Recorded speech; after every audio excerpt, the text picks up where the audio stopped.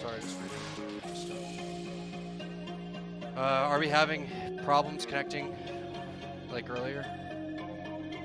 Has that been resolved? Has the crash issue been resolved with Apex?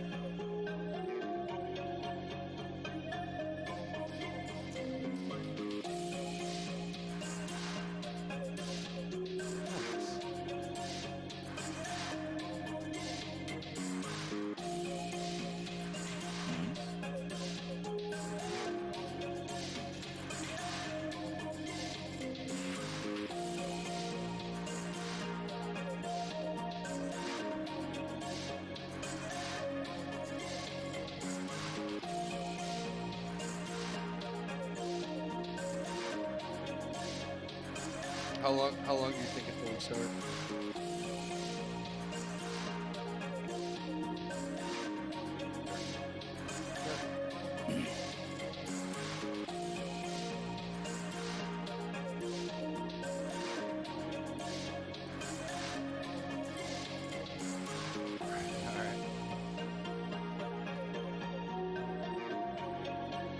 Yeah, for sure. No, I'm trying not to eat them all. I gotta stop, man. I just got back from the gym. That's why I'm a little late. I'm trying to live a healthy lifestyle.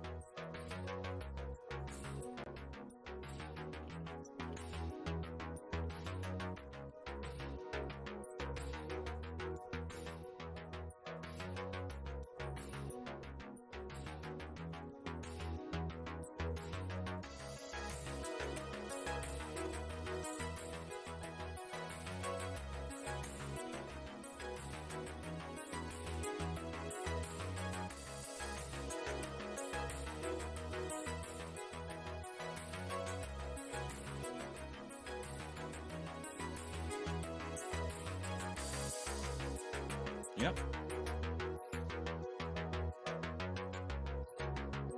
Looks good to me.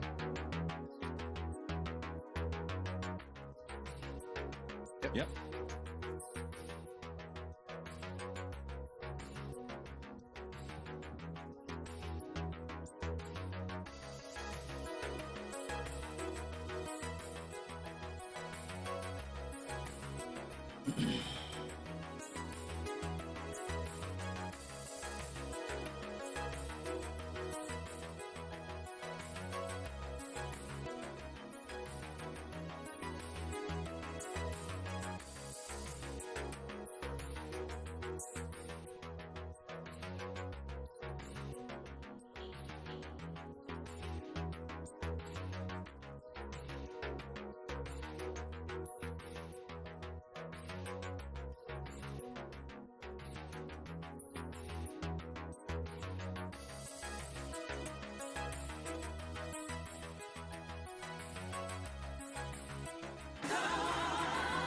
Series E. Series E. Series E. Apex Legends. Apex Legends. Series E. Series E. Apex Legends. Series E Apex Legends starts right now.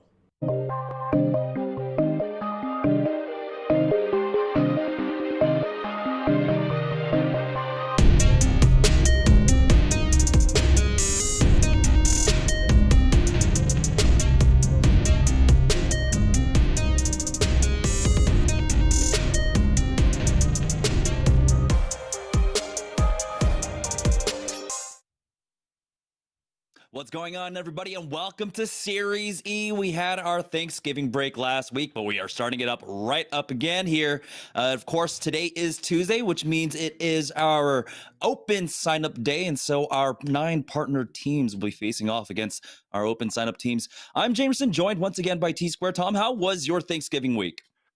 We're back. You know what's crazy about my Thanksgivings? I made a pie crust out of Pop-Tarts, and it was phenomenal. Oh, it's Pop-Tarts week. Just you are fancy. That's right. It is Pop-Tarts week, and so we'll see if they perform well this week. I mean, that's what we've been seeing. For some reason, whatever magic is out there, whatever juju people have been putting out into the world, whenever it is our partner team's week, they tend to perform better, and so we'll see how they do it. But let's go ahead and talk about the format for the week, of course. We're doing it the same that we've always done it. We're going to be following the ALGS point format. And so placements matter.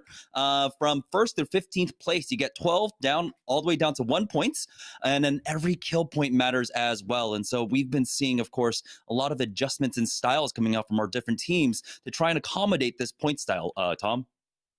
Yeah, and obviously 8 matches here at Series E. So these gamers are going to be playing a lot of Apex tonight. They're going to be farming kills. I think that a lot of the teams have a different play style. Some teams like to go for the placement points and things like that. But for the most part, the teams that are slaying out, the aggressive teams are the teams that get rewarded as we take a look at our teams. And one of our most aggressive teams that we're going to have on this list is going to be Team Rockstar. Team Razor's very aggressive. There's a lot of very, very aggressive teams. Team Intel.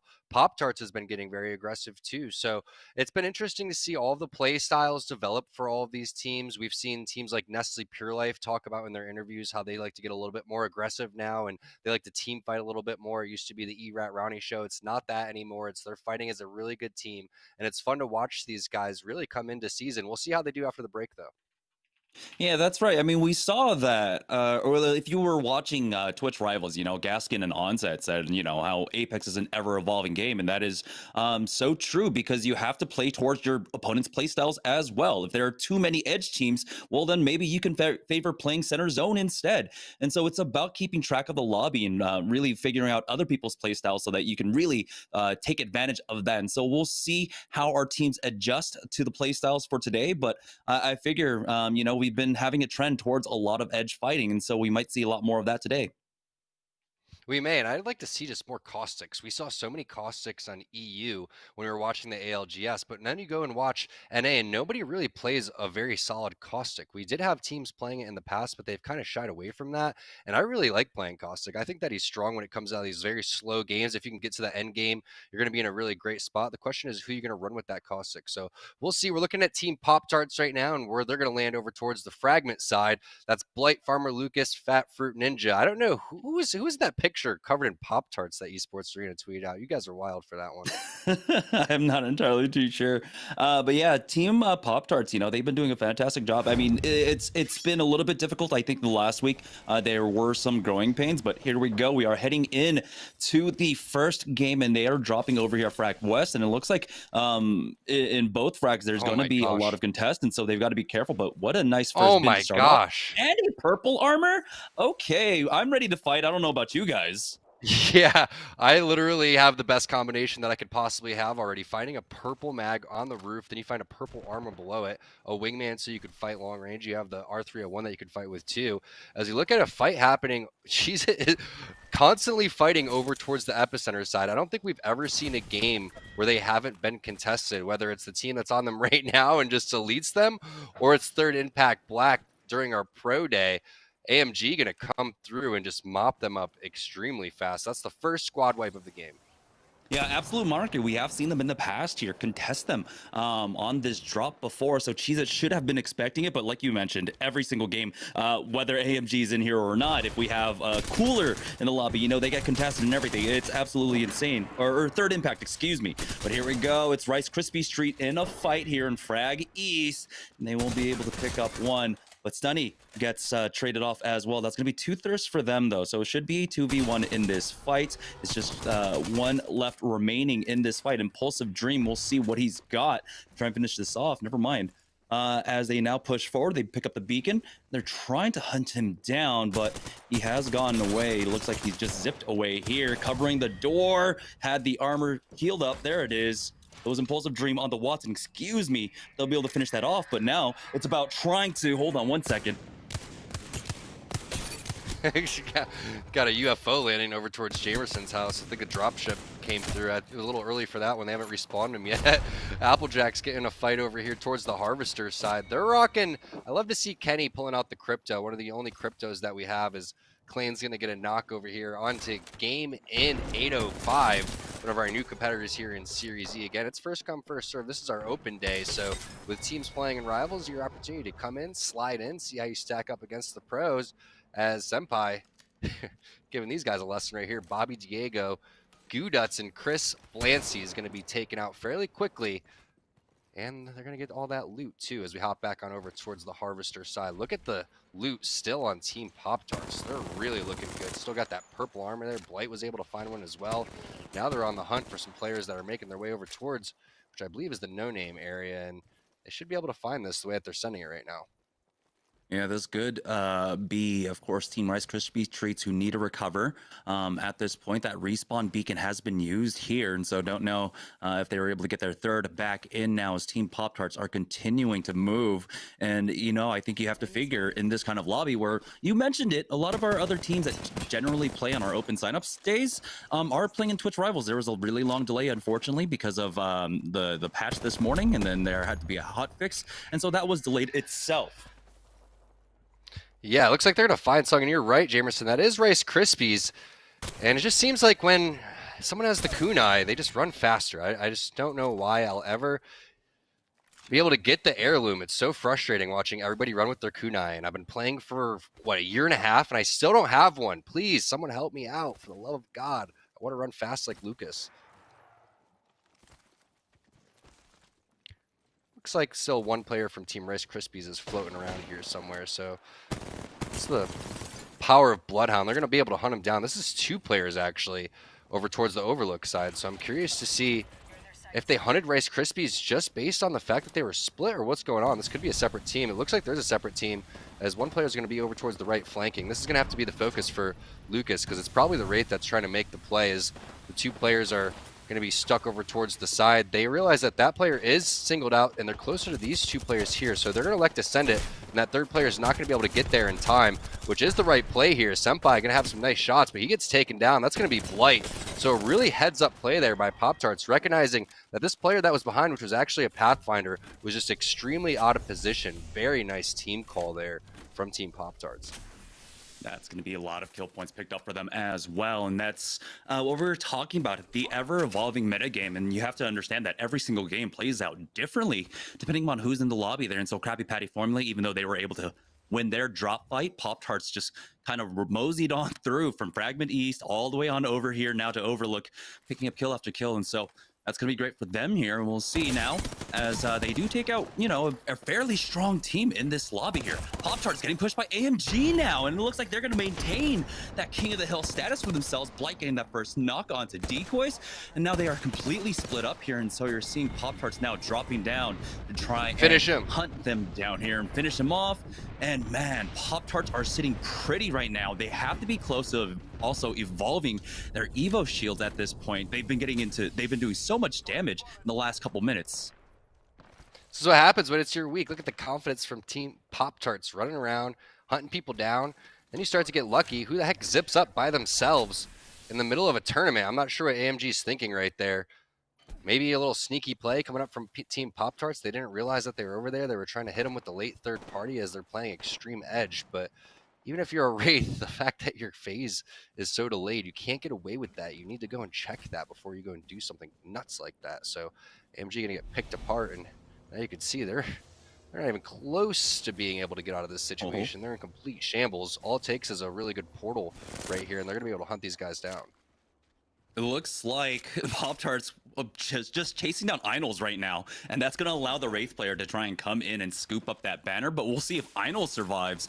It's going to be a lot of recovery coming out from AMG at this point, as Pop-Tarts are not letting up on this chase at all whatsoever. There's just a big old boy Gibraltar on the other side. He doesn't have extra mobility, nothing like that to really help him get out of dodge here. But we did see, I believe, Team Razor getting into a fight now. They already got the one knock. It's going to be the scan coming out from Mercy only. They spot him out on the tracks, not quite connecting with these wingman shots, but hey, we'll see if they can convert on that knock, or if there was enough time for them to get the revive and bring him back into this. And it looks like they were able to finish one off, and it's going to be Zeratrick picking up a lot of additional loot here. You saw that gold helm as well, which is going to be very crucial playing on that Gibraltar. Let's go here.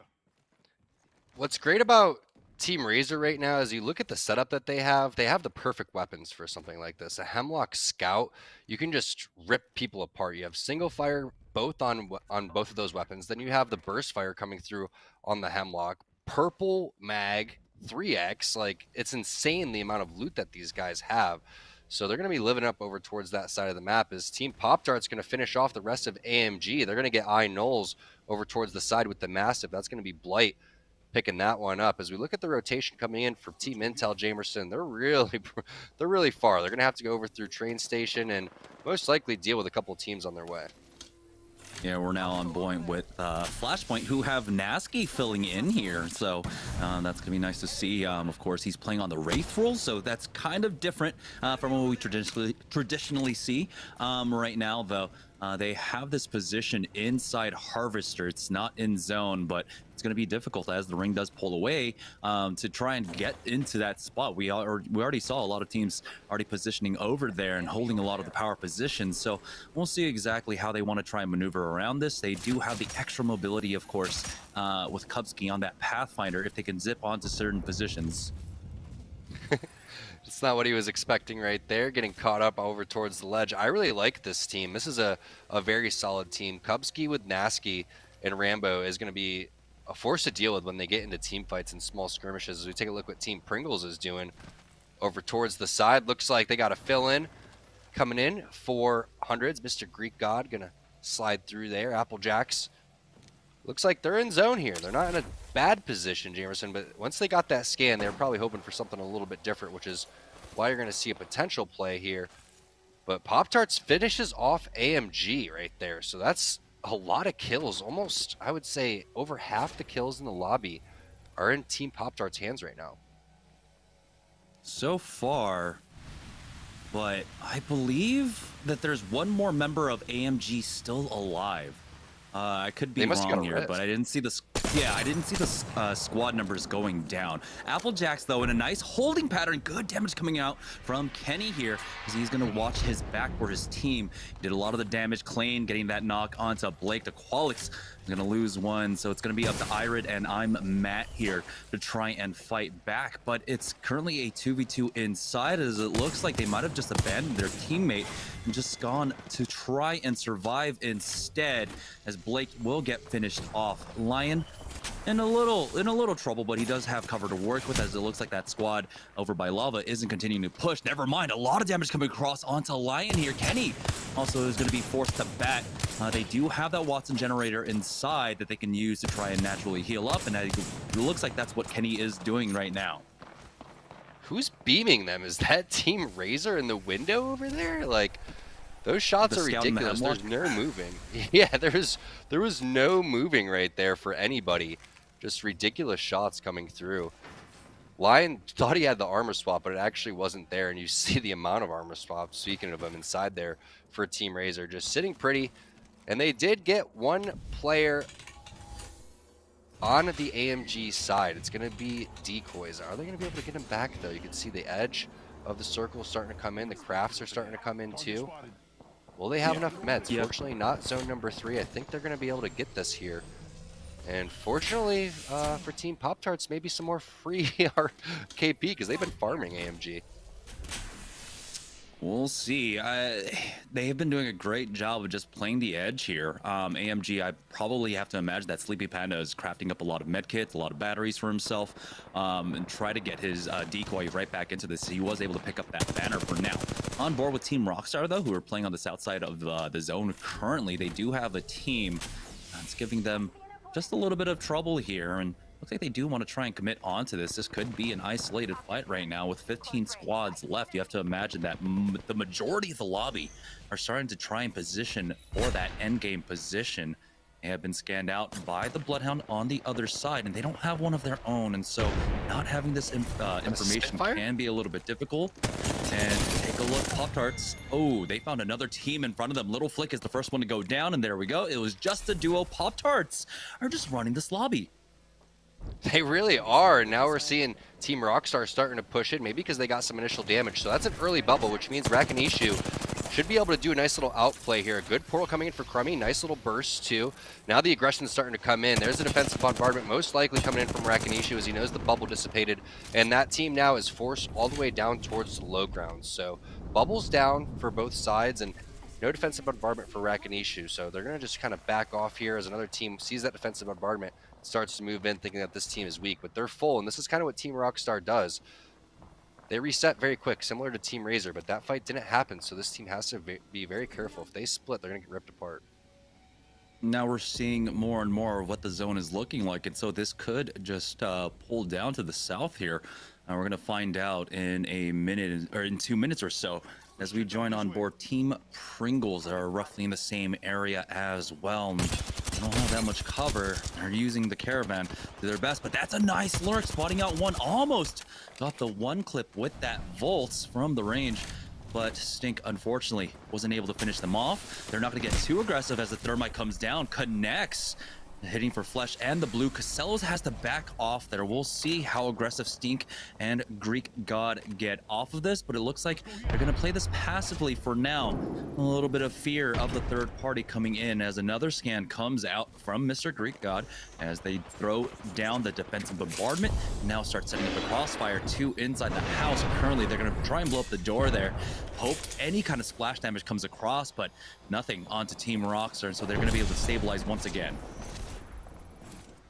Yeah, those nades are very important. Stink only hits 3 purple there, and Casellas again takes a lot of initial damage, so he's going to have to Phoenix hit. Nice Mastiff coming in for Stink. Gets a rip there, but the Arcstar is going to back him off. The portal's on the roof, so they're able to back off here. And it's all because Casellas had to finish that Phoenix kit. It looks like Pickett's going to be the first one to get knocked throughout all of this, and that could be from the side.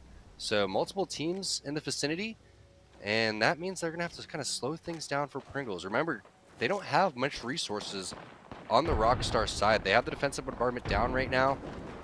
They may not even have a Watson generator inside there, so nades could be very crucial. Nice. As there it is. Greek God hits him with the frag, and Rakinishu flies out of the window. It's insane now as Casellas will push up with that Mastiff and spots him out. That should be the finish as they will go down. We are now down to 12 squads remaining. AMG are still in this, by the way. Decoy did go down to the ring earlier on, but it might just be Sleepy Panda as a solo, as a rat right now. Is it Team Pop-Tarts that are currently here trying to gatekeep? And we'll find out in just a moment. Some things do come out up on top. The scan will come up in just another moment for Blight. They want to continue to rack up kill point after kill point. It's a full squad actually in front of them right now. As you can see, yeah, Sleepy Panda still trying to rat this out. He is in the vicinity, and he might be able to make it out here as the nade comes in, hits for the 78 from Lucas, but without that Pathfinder, it makes it very difficult to try and get up there.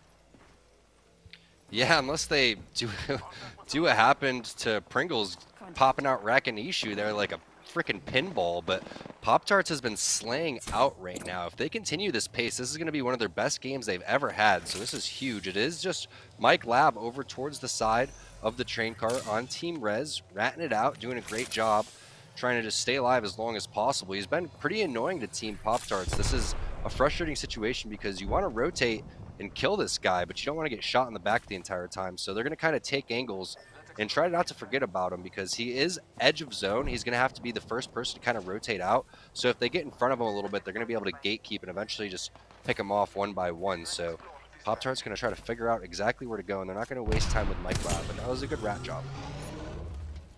Oh, but NPL are here now when Mike Lab, Speaking of rats, unfortunately, is just stuck right now, but NPL, they realize the same thing as well, right? They have to start positioning for this late game circle. They start going back on over to try and find a good position that they can hold out for him. And it looks like right up top on this platform, it is going to be in. I don't know if that wall on their right was in as well, but they've got some cover to work with at the very least. They heard him go on up, and there are the scans. It's actually a duo up top, and it looks like maybe quite possibly their trio is stuck down below. So very unfortunate for them on the timing on that. To understand that, of course, Team Pop-Tarts can always wrap back around to this side if they did not decide to go on over. We'll find out in just a moment, but NPL working off a decent position here. yeah, it's just these two players in the train cart are so annoying. So they're having to deal with this. Bambino's doing the right thing. He's keeping his body secure in front of that wall while still taking an angle, just in case these guys peek out. But I love the Beast of the Hunt pop coming through, and now it's Team Pop-Tarts adding pressure over towards the side with a nice little head glitch. If action does happen over towards that train cart side, they're going to be able to capitalize on that, possibly with a portal coming in for Lucas if they want to.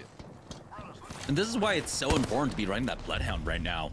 The scans came out, and so they were able to spot out Team Pop-Tarts as well. So they knew that they weren't going to, they didn't have to get aggressive off of this. If they did, they were going to get punished, as we do have the defensive bombardment coming down onto Team NPL. Currently, the bubble is going to be used, though, and so that's a great counter for them. And it's going to stop this push currently coming out from Team Pop-Tarts. They did some damage, but take a look. That Fruit Ninja does back off to try and get a bat off, but he has to cancel and he gets knocked. It's Team Razor coming in. Mercy only gets that first knock. Mike Lav finally does go down that one ret. Now we're down to 9 squads remaining. We'll see if Pop-Tarts can recover here, but they lost their Gibraltar. They need the dome. They need to be able to try and heal up, but it looks like the pressure did relent. They were able to get those bats off. And for now, we'll see if that Fruit Ninja can crawl in to safety here. Another sonar coming out, but here is the pinch out from Team Razor on the north-hand side. Mercy only getting another knock onto Farmer Lucas, and now it's all up to Blight. You can see how tense the situation is, and now finally NPL come in to try and pick up extra KP, but it will be Blight falling. Bambino will pick up that last kill, and I love the patience coming out from Team Razor here.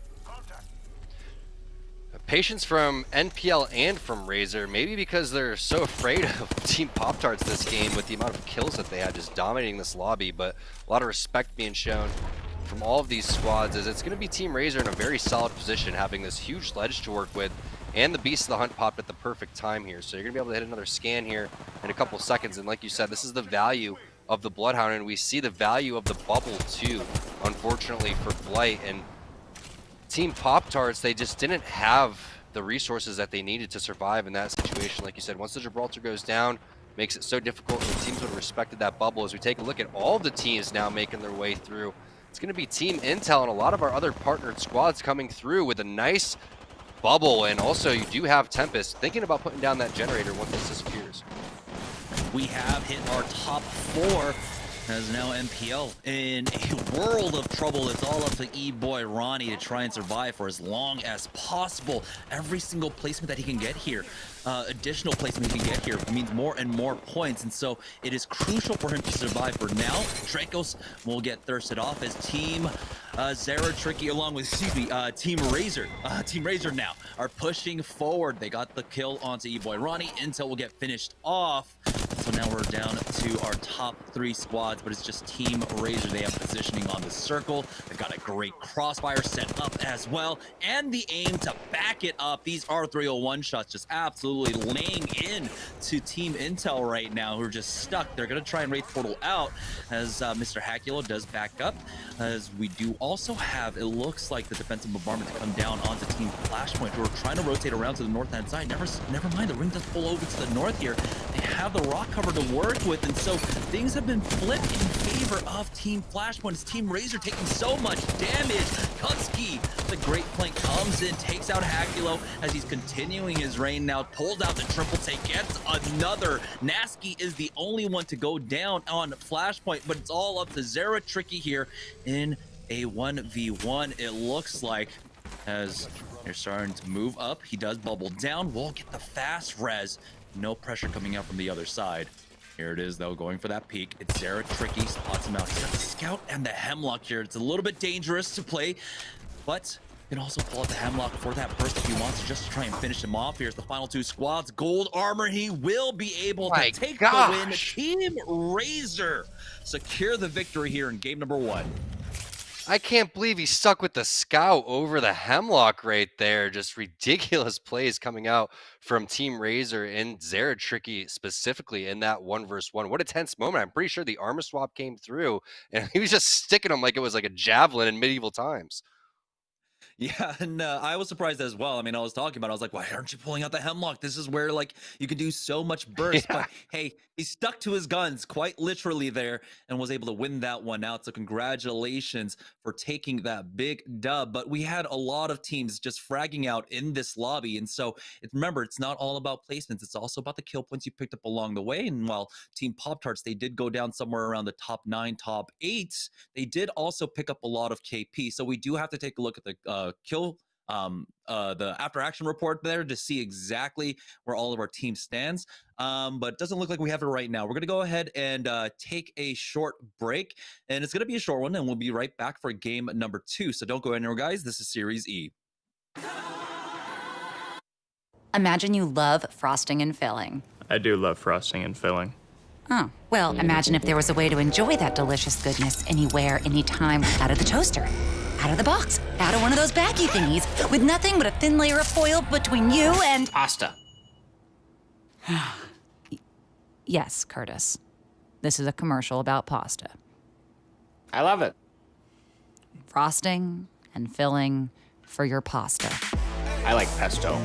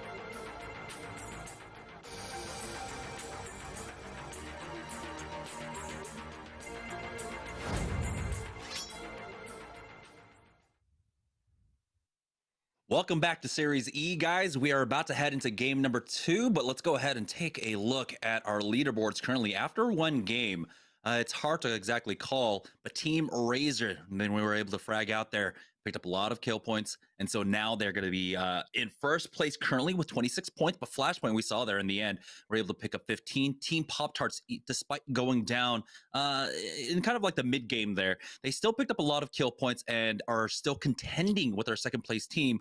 Right now, it's the middle of the pack that we're looking at. Team Intel, NPL, Team Applejacks, Pringles, and then of course, one of our newer invite teams, or not invite, registration teams, basically last place. They were able to pick up 8 points for themselves. So good job coming out from them. We'll see, though, going into game number 2, what what's the play style for today? Which one's going to win out? Is it going to be center zone or is it going to be playing edge? I mean, if Team Pop-Tarts was able to survive in that situation, they were halfway through the game. I think they only picked up 2 placement points throughout all of that. So that means they had to have well over 10 kills. Let's take a look at some. Oh, what is that? Chocolate chip cookie dough? Are you kidding me? I'm sorry. I'm stuck here on pretzel, which is pretzel almost could heresy, be good. I don't know. You know, I'm a chocolate chip cookie dough fan. I'm all about that. Yeah, I had no idea that you were doing anything. Are these is this a giveaway? You guys better, if you win, you better get the chocolate chip cookie dough one. All right, so this is a giveaway. Make sure that you how do you win this thing here? Giveaway in the chat. Type in exclamation mark giveaway in chat. That's all you guys need to do, and you guys are going to be entered into it. We'll draw at the end of the show, I believe.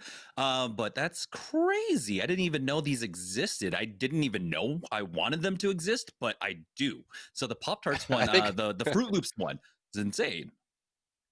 Those are the 2021 versions, Jamerson. You haven't seen those yet. It's like the limited release. You can see they're getting ready for Christmas as well. But going back towards the game, Team Pop-Tarts was playing some of the best skirmish games we've seen so far. Those bites are pretty fire too. Cookies and cream, are you kidding me? I have 2 of my favorite ice cream flavors put into Pop-Tarts. That's pretty fire. All right, so going back to the game, as you can get into this giveaway, when Team Razor actually took out with Nestle Pure Life and pinched Team Pop-Tarts, I would really like to think that Team Pop-Tarts was going to pick up a lot of the kills and points that Team Razor did. We could have saw probably like a 35-point game coming out from Team Pop-Tarts right there, just if they had their bubble alone. So they have to be feeling pretty good about how they played.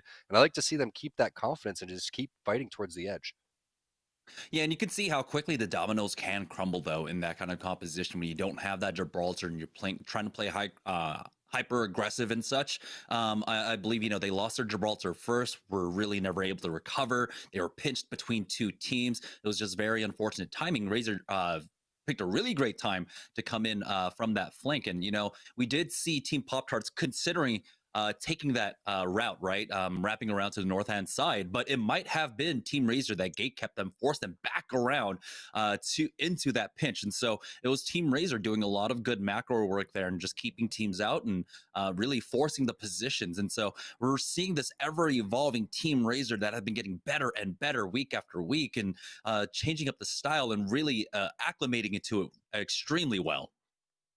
Yeah, you don't really see many teams pick up as many kill points as they did with about 8 squads left. They mopped up a majority of that lobby and picked up a very big game. I was surprised when we looked at the overall leaderboard to see that where they were standing, because I thought Team Pop-Tarts or somebody else was going to have a lot more points. But Flashpoint did a good job as well, and that's what Kupski does, is he's top 5 in the ALGS, his team, in terms of placements. Not only that, he has the best overall placement in the game when it comes to it. He averages 5th place every single game in the ALGS. That goes to show his circle knowledge, his positional knowledge, and they may not pick up the most kill points, but they're always putting themselves in a position to win the game, which is very important, especially when you talk about the playoffs.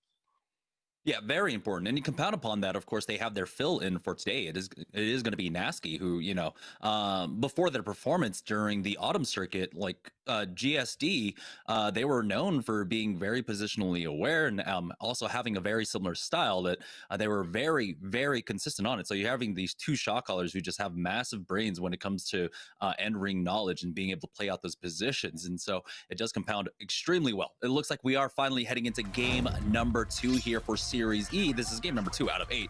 So you guys are in for a long haul, and here it is, Team Razor making their drop, and it looks like they're not getting contested. As take a look at this very wide spread here over at Skyhook. This is not something you typically see from Skyhook teams. Yeah, but that's what I don't want to find when I'm dropping down there is what, like a Sentinel and an L-Star? No thanks. I'll take something different throughout all of that. So you'll take the Wingman overall, but I do like this Skyhook area when it doesn't get contested because you have the pick of the litter when it comes to what kind of loot that you want. So this is fantastic for Team Razor, and it's not surprising when we looked at what they had last game. Remember, Jamerson, purple mag, gold barrel stabilizer, every single gun, every single scope that they wanted. So it looks like Hackula is considering running the hammer points in this situation. That's why I picked up the B20. That'd be fun to see what he does. And now we're looking at AMG, and they had some action over here last time with Team Cheez-It, and I think they're probably looking for some more blood or possibly have pings going on over towards the refinery side as maybe someone changed up their landing spot and contested. Yeah, we'll find out exactly where Team Cheez-It are in just a moment. We're on board with Team Rockstar playing down here over at Lava City currently, and unfortunately, Crummy is away from the keyboard right now. And luckily for them, though, they're not getting challenged. Of course, if Cooler were here, that's would have been a completely different case. We're on board with Cheez-It, who are playing a little bit more conservatively. It looks like they were sticking over to the survey side, taking the train station as well, and so they do benefit from that, as Strictly has picked up the gold armor. There's a blue at the very least on Hambino. Nades would love an armor upgrade, but it looks like Cheez-It were able to find a loot route that keeps them fairly safe and looted up pretty decently. Might be something good this way. Yeah, just a heads up to Crummy, make sure that you grab your Rockstar and your snacks in between games, not while the game's going on. You got to watch out for that one. So we'll see if he hops back through. We'll see what Team Cheez-It's doing. Just kind of looting up, and I like the R9 triple take combo. I think that's going to be very, very strong in these scrim scenarios. As we're taking a look at what Impulsive Stream doing, nice little spray there with the R9, and Z Davis has the flank. He's going to be able to find the knock. That's going to be onto Blake, and predicting the window player, maybe hearing him with his headphones, but that was some great awareness coming in for Z Davis, as they're going to be able to clean up these players fairly quickly. And with no knocks, Team Pop-Tarts, it doesn't look like they're ready to push in quite yet. Never mind, that was some big damage coming across as we join on board with Team Intel, who have found themselves in a fight as well. Teen dropping onto the roof, but he instantly gets cracked, takes about 30 damage worth on just flesh, and he has to back away with that Q. Luckily for him, Tempest and Hill are here, setting up some decent crossfire to try and slow them down. Oh boy, here comes Nasky. Looks like Flashpoint are in the area. It's all up to Impulsive Dream, but he will get finished off. Nasky will take him out. Never mind, it's Flashpoint. Excuse me, I'm getting so confused now because of the Cooler Nasky thing. Yeah, here it is. Team Pop-Tarts coming in for that third party, and unfortunately, Nasky is the only one to survive. And I believe Team Pop-Tarts is going to be able to pick off those 2 kills too, because of the fact that those guys were knocked and the other team had been wiped. So that's a great scenario for Team Pop-Tarts. You'll take that any day of the week. 5 boxes and 2 kills for basically just showing up. So very minimal effort there, and big reward is this is the team that was another huge frag grenade. This was the team that was fighting over towards this Overlook side, as we're going to look at who it possibly is. And I think that may be Intel on the scene, not quite sure who this is. Stinks in the kill feed too, so either one of these teams back here. Oh, yeah, I believe that's the fight that Team Intel got into just north of Sorting Factory, but it looks like another team is also getting involved in this as well as Team White. The moonwalk armor swap there, Jamerson, you see that one? Yeah, you had to, but it's because it's AMG, you got to get out of dodge as quickly as possible. Tyler, though, was able to get the knock. He will have the armor swap, but it's back onto a white, and so his health situation still in a dire need, at sitting at about 60, maybe 70 HP there, already instantly cracked, pushes up with that flatline, goes for the hip fire, but he will fall. The Sleepy Panda pulls out that R9, and now it's all up to Hierarcha by himself here. And again, white armor situation, has to heal up with syringes. This is terrible for Team White. Yeah, this is not looking good. He's going to have to maybe hide over towards the donut or bait the res that's going to come down. He knows that they're going to hit those res beacons, so if you go over there, they could just land over there and check that spot. So tough situation to be in there for Team White as we look at what Team Pop-Tarts was doing. And yes, they're going to have that team that they killed before spectating them. So already picking up a couple free kills on their third party and feeling good about themselves as we look at what Blight has. And he's got the triple take R9, so this is a great combination for this scenario over towards the fragment side. And this is also the power of the Bloodhound too, Jamerson. When you get stuck in these buildings, this isn't a building over towards a train station that you necessarily need a Watson. I feel like the Bloodhound, with how large this area is, really just scares people off with the scan every 20 so seconds. And it also gives you information if anyone's split up or if it's a team of 2 or whatnot that you could pick off the free kills. So Team Pop-Tart's going to kind of play the cat and mouse game and now rotate towards this res. Yeah, that's going to be additional kill points for them. They were basically, it almost looked like they were kill race farming in that last game at this point. NPL, though, as they are pushing the position. It might be Team Intel below them right now. Defensive bombardment was already used, and it doesn't look like they get anything off of it. Might have kept them contained here, as Kupski will go down. So it looks like Flashpoint are getting refarmed by Team Pop-Tarts right now. Nasky will pop that Q to get out, but he gets finished off. And Flashpoint, despite finishing second last game, they will go down here with only picking up 1 placement points and a few kill points for themselves. And that's just a lesson on not getting too aggressive on the rat player and just letting him come back and farm those points in the vicinity. So that's just a really heads up play. I think Team Rockstar was involved in that one too. But that's Pop-Tarts again, like you said, making this look like a kill race, which is very hard to do with the skilled teams that we have here. But speaking of skilled teams, taking a look at Nestle Pure Life and this team that's just trying to get out of dodge. And you see the bubble placement down, so it buys them a little bit of time to make the corner, and it's always tough as the Gibraltar. You have the Pathfinder on your team, hits the fat grapple, the Wraith's already queued out, and you're like, all right, guys, I guess I'll use our only thing of defense to try to make my way through. And it looks like they were able to safely get out, as we saw Team Intel also firing across from the river. It's currently, though, Team Pringles trying to push up. You have to imagine this is Pop-Tarts in front of them. Currently here, Stink does back away. Doesn't elect the bubble there, as he can just save it for now, playing behind cover instead. Great God trying to keep an eye out for his squad from this high ground position, as he will back away himself. Take some time to loot just a bit, but it looks like they will safely get out. It's Team Nestle Pure Life, though, on the rotate again now, making their way on over, trying to cut off, I've already forgotten who the team was that rotated through over to Harvester earlier on. Dracos is up in the front line, has taken so much damage, he will go down. It's Team Rice Krispies, there it is. Sung already getting the knock, as E-Boy Ronnie will be able to answer back, but he is cracked himself. Nestle Pure Life playing solely on flesh currently. They've got to be careful. They do have one climbing up, as Bambino wraps back around, dropping down to the low ground. Ronnie this entire time is trying to pop a bat as Bird gets that knock, but here comes a third party. C-Bon7 will get the knock and a finish along with Bambino. E-Boy Ronnie is gonna have to rat this one away for now as he backs away. I've seen this before. Ronnie has to leave, and it's always for good reasons. The third party, like you said, showed up, Jamerson, and there's just not much you can do when that fight lasts that long, and you're just fighting from a horrible position where the other team has head glitches. They have the advantage with the height. So you saw them do basically the best they could in that scenario.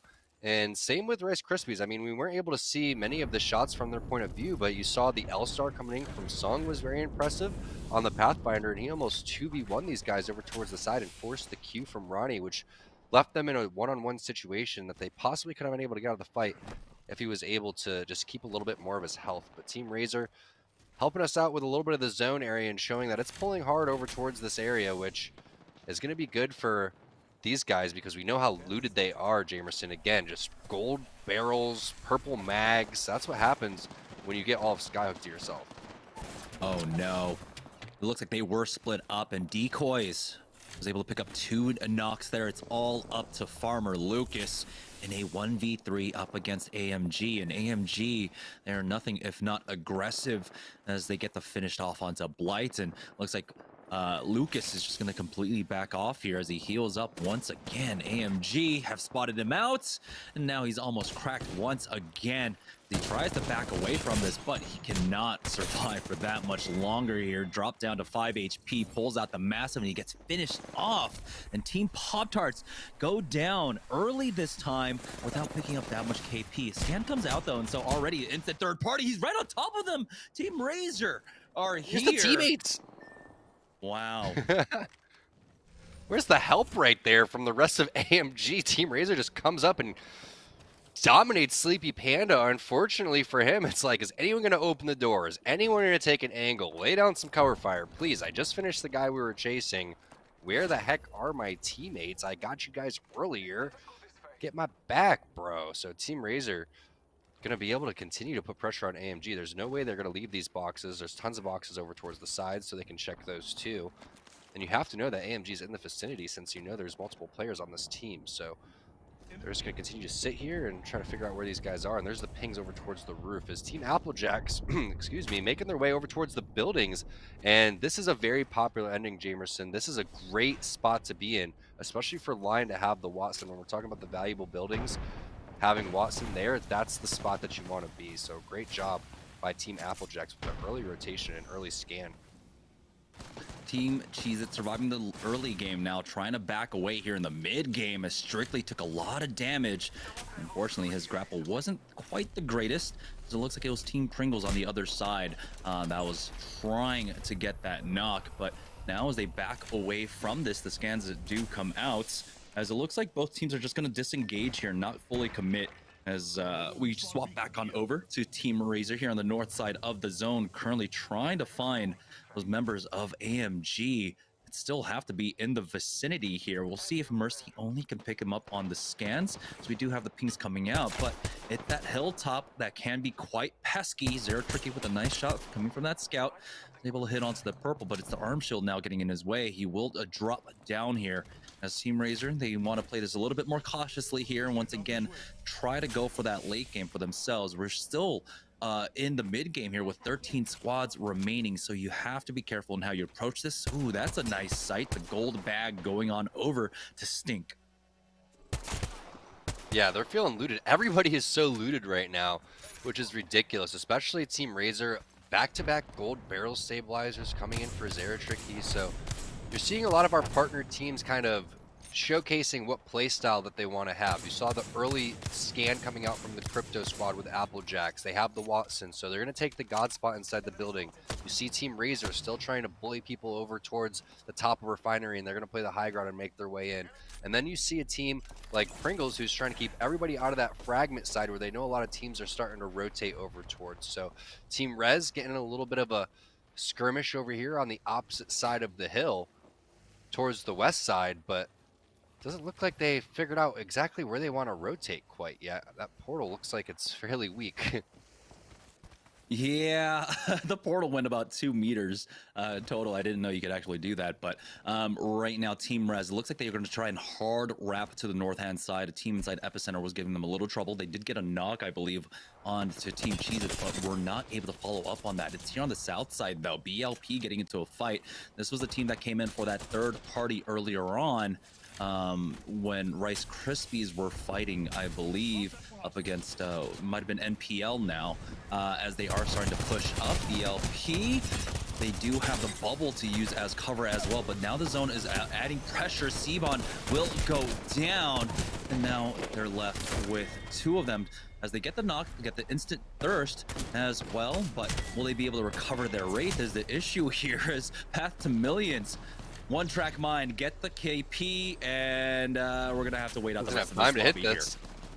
Oh boy, No, he might just go down to the ring. It's Team Wow, Rockstar. good battery. They're playing Gatekeeper here.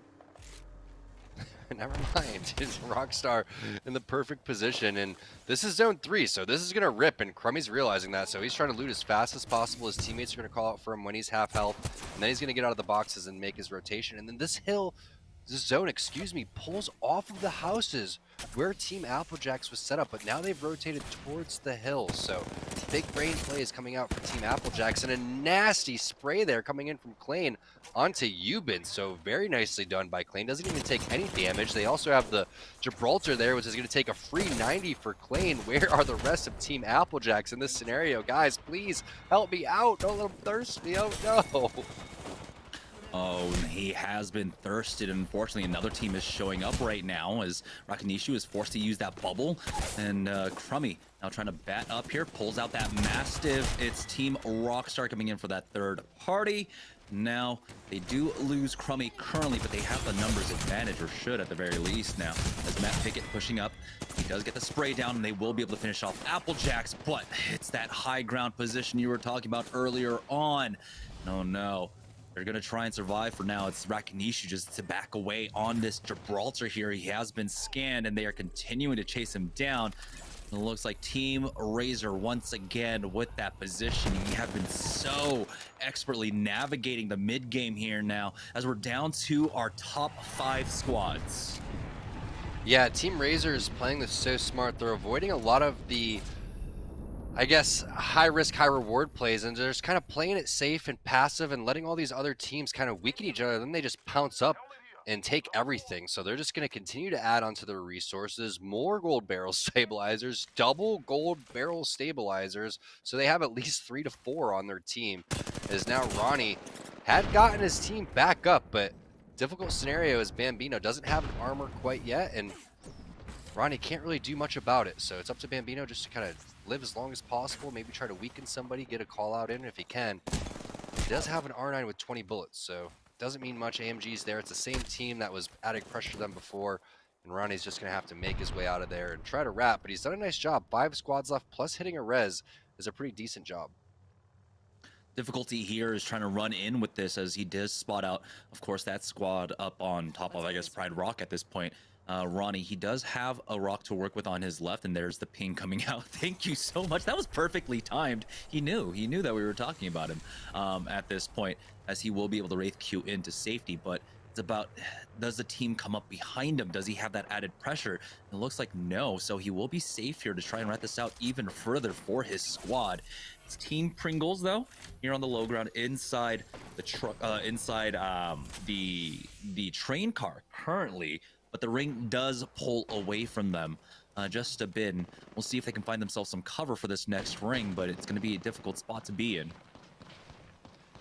And we've seen Team Razor play these circles over here flawlessly. They do such a good job. As you're going to see a knock there go on to Casellos, and the finish comes in for Zeratricky. So unfortunate for Stink that he doesn't get the bubble down and fast, and that's just how fast Team Razor is able to collapse on these type of situations. And there it is. Ronnie gets finished off as well.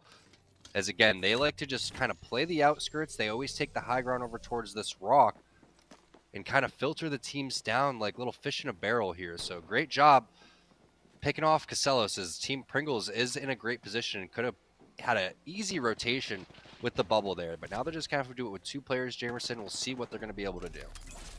Yeah, it's all about Team Razor right now that are trying to clean up any rat that might be still alive at this point. They already took out Ronnie. They will finish off Teen. And so not only are they picking up additional kill points, but they're doing the rest of the lobby a service here as they get rid of all the rats, exterminate them, get extra placement points for everyone else at this point. So now Team Razor, though, they do have to start worrying about, of course, getting into the zone now. But having the hill to work with, being able to just control that complete side of the map, as we know where the rest of the teams are. One inside the train car, one on the western edge here. Team Razor are sitting in such a beautiful position currently to just fire down upon these teams and be forced out of their cover very shortly.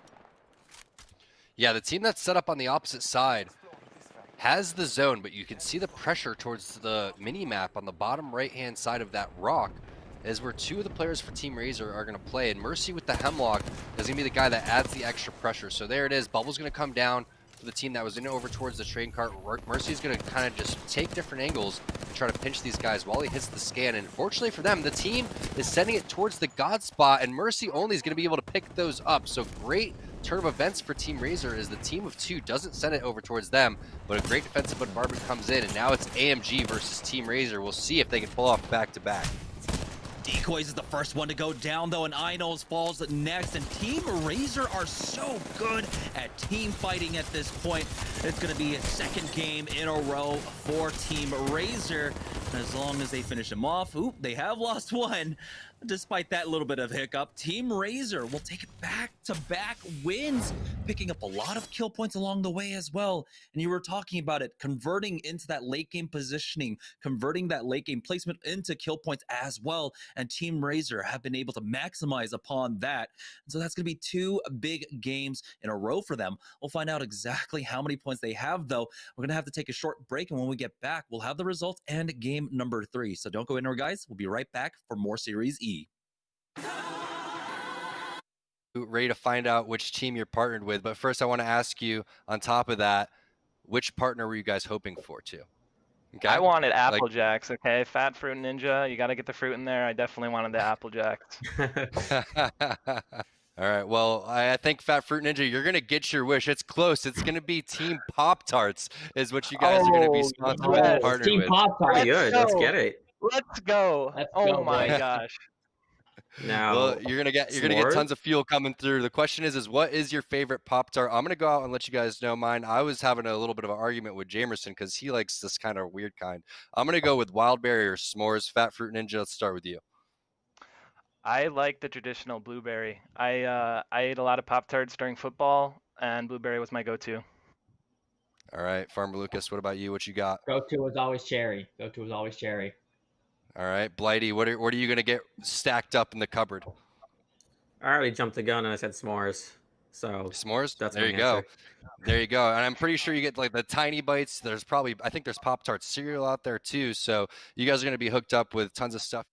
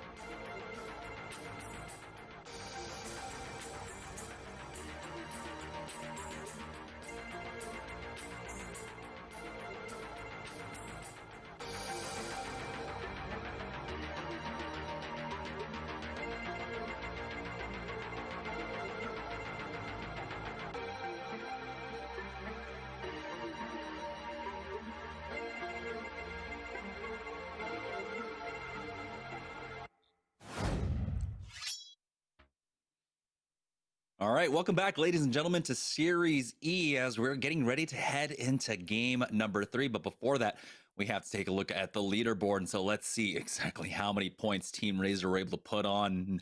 That one, not as big of a performance as game number 1, but still a banger for them. 49 points now after 2 games. AMG, though, with that run in game number 2. Now sitting in second place. The middle of the pack, though, clamoring on up. We've got Team Pop-Tarts in third place. Flashpoint with their early exit in game number 2, tied with them in third place. And then Team Intel, Pringles, NPL, all these other squads just kind of dragging behind them right now. Intel, Pringles, and Intel and Pringles are still within reach right now. But Team Razor, if they have one more good performance, it might just be game over after game number 3. Yeah, because what they did was so difficult. Winning back-to-back games is never easy, and this is something that Team Razor does, where they start off really hot or they end really hot, but can they have a whole series of absolutely insane games? We'll find out, and it's always great when you said, yeah, not that good of a game like they had in game number 1, and they still played that almost perfectly. So they're avoiding a lot of these early team fights. They're only coming in with third parties. They're putting themselves in great positions, and they're taking a lot of teams off guard when they're not expecting it because they're playing so smart, right? They're not kind of getting in there and creating a lot of things. They're waiting for the teams to make mistakes, and they're coming in and capitalizing on those mistakes, getting all of the loot that they want.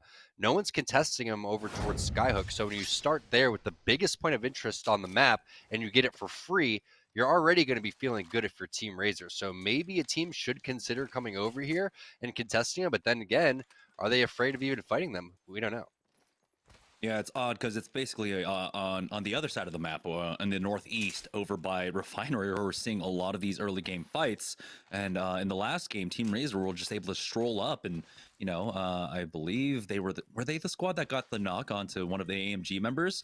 But Team Razor, again, this is a team that has been really focusing on their macro and also trying to change up this style, as Team Cheez-It have changed things up themselves over here by No Name now. And I guess that's where they might have gone after game number... in game number 1, they were in the train tracks up north. And so they are having to learn to adjust on the fly here. And so this is a very necessary skill for them to pick up. So I'm glad that they're able to do it in this tournament setting.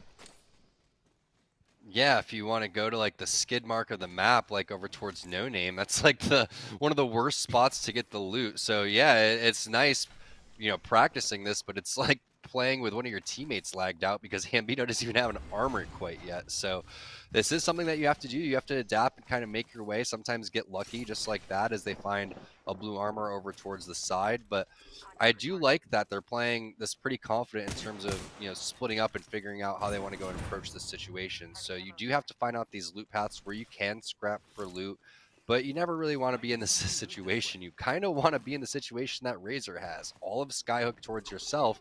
And it's unfortunate when you're not able to find your landing spot. A lot of teams probably don't even know that Skyhook's uncontested. So that's something that, again, teams have to learn. Sometimes it's better just kind of stay in the ship and find out. And when I was competing, Skyhook was always our backup plan because you could at least host 3 to 4 teams in that area. Yeah, right now, though, it's the push coming out. Team Rockstar trying to show this squad in front of them exactly why you do not drop in Lava City. Rakanishu did take some damage, but he goes right back on up, and now with that Arcstar primed and ready to go, we'll see if he wants to go for that. He takes a lot of damage to his back, but he's got the backup of his squad, and they will be able to finish that off. That's going to be 3 KP for them. They also have the zone pulling down, and so their rotation timing has not been stunted at all. It's Team Intel in a fight, though, up against, well, never mind. The fight's already on over. Team Intel with an early game fight. They'll be able to pick up a lot of loot here. You see purple bags along with the gold bag there, so that's going to be very nice for them to pick up. Tempest picking up the blue Evo for himself, and Teen, he's already up onto that purple.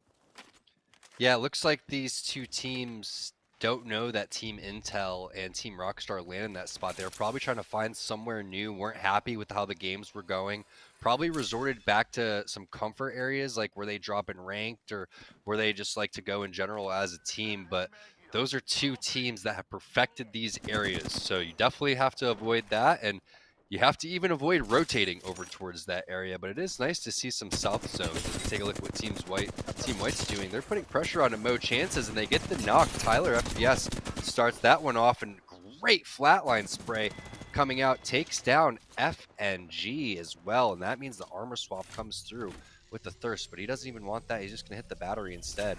And one player alive, but some very impressive flatline shots there and tracking coming in from Tyler. Or excuse me, Hierarch. Sticking with that purple Evo, we know how much more difficult it is now to evolve your shields, and so it looks like Team White might have changed up their drop as well. We saw them very early on in game number 2, had made their way, oh boy, all the way on up to the northeast, but it's NPL starting it all off, getting the knock onto Chentric. But as we swap on over to Team Rez, we're fighting over here at Harvester now. They're the ones that are pushing the aggression. Nade out, down to the hill. See if it rolls down and hits anyone, but no. It looks like they are slowed down by that thermite. The scan does come out, and so they're going to wait another 2-3 seconds. Never mind, here's the peek onto the Wraith right below them. She might have been able to get the Q out. No, they get the knock.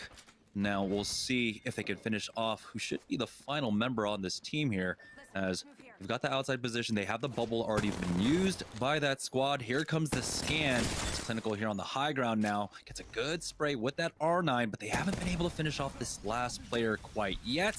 Munsgod is waiting for his team to drop down with him. And now here comes a defensive bombardment. It's a duo actually still alive here. And there it is, going in with the peak onto the Massive. Won't be able to finish him off, as it looks like we've got another fight going on as well.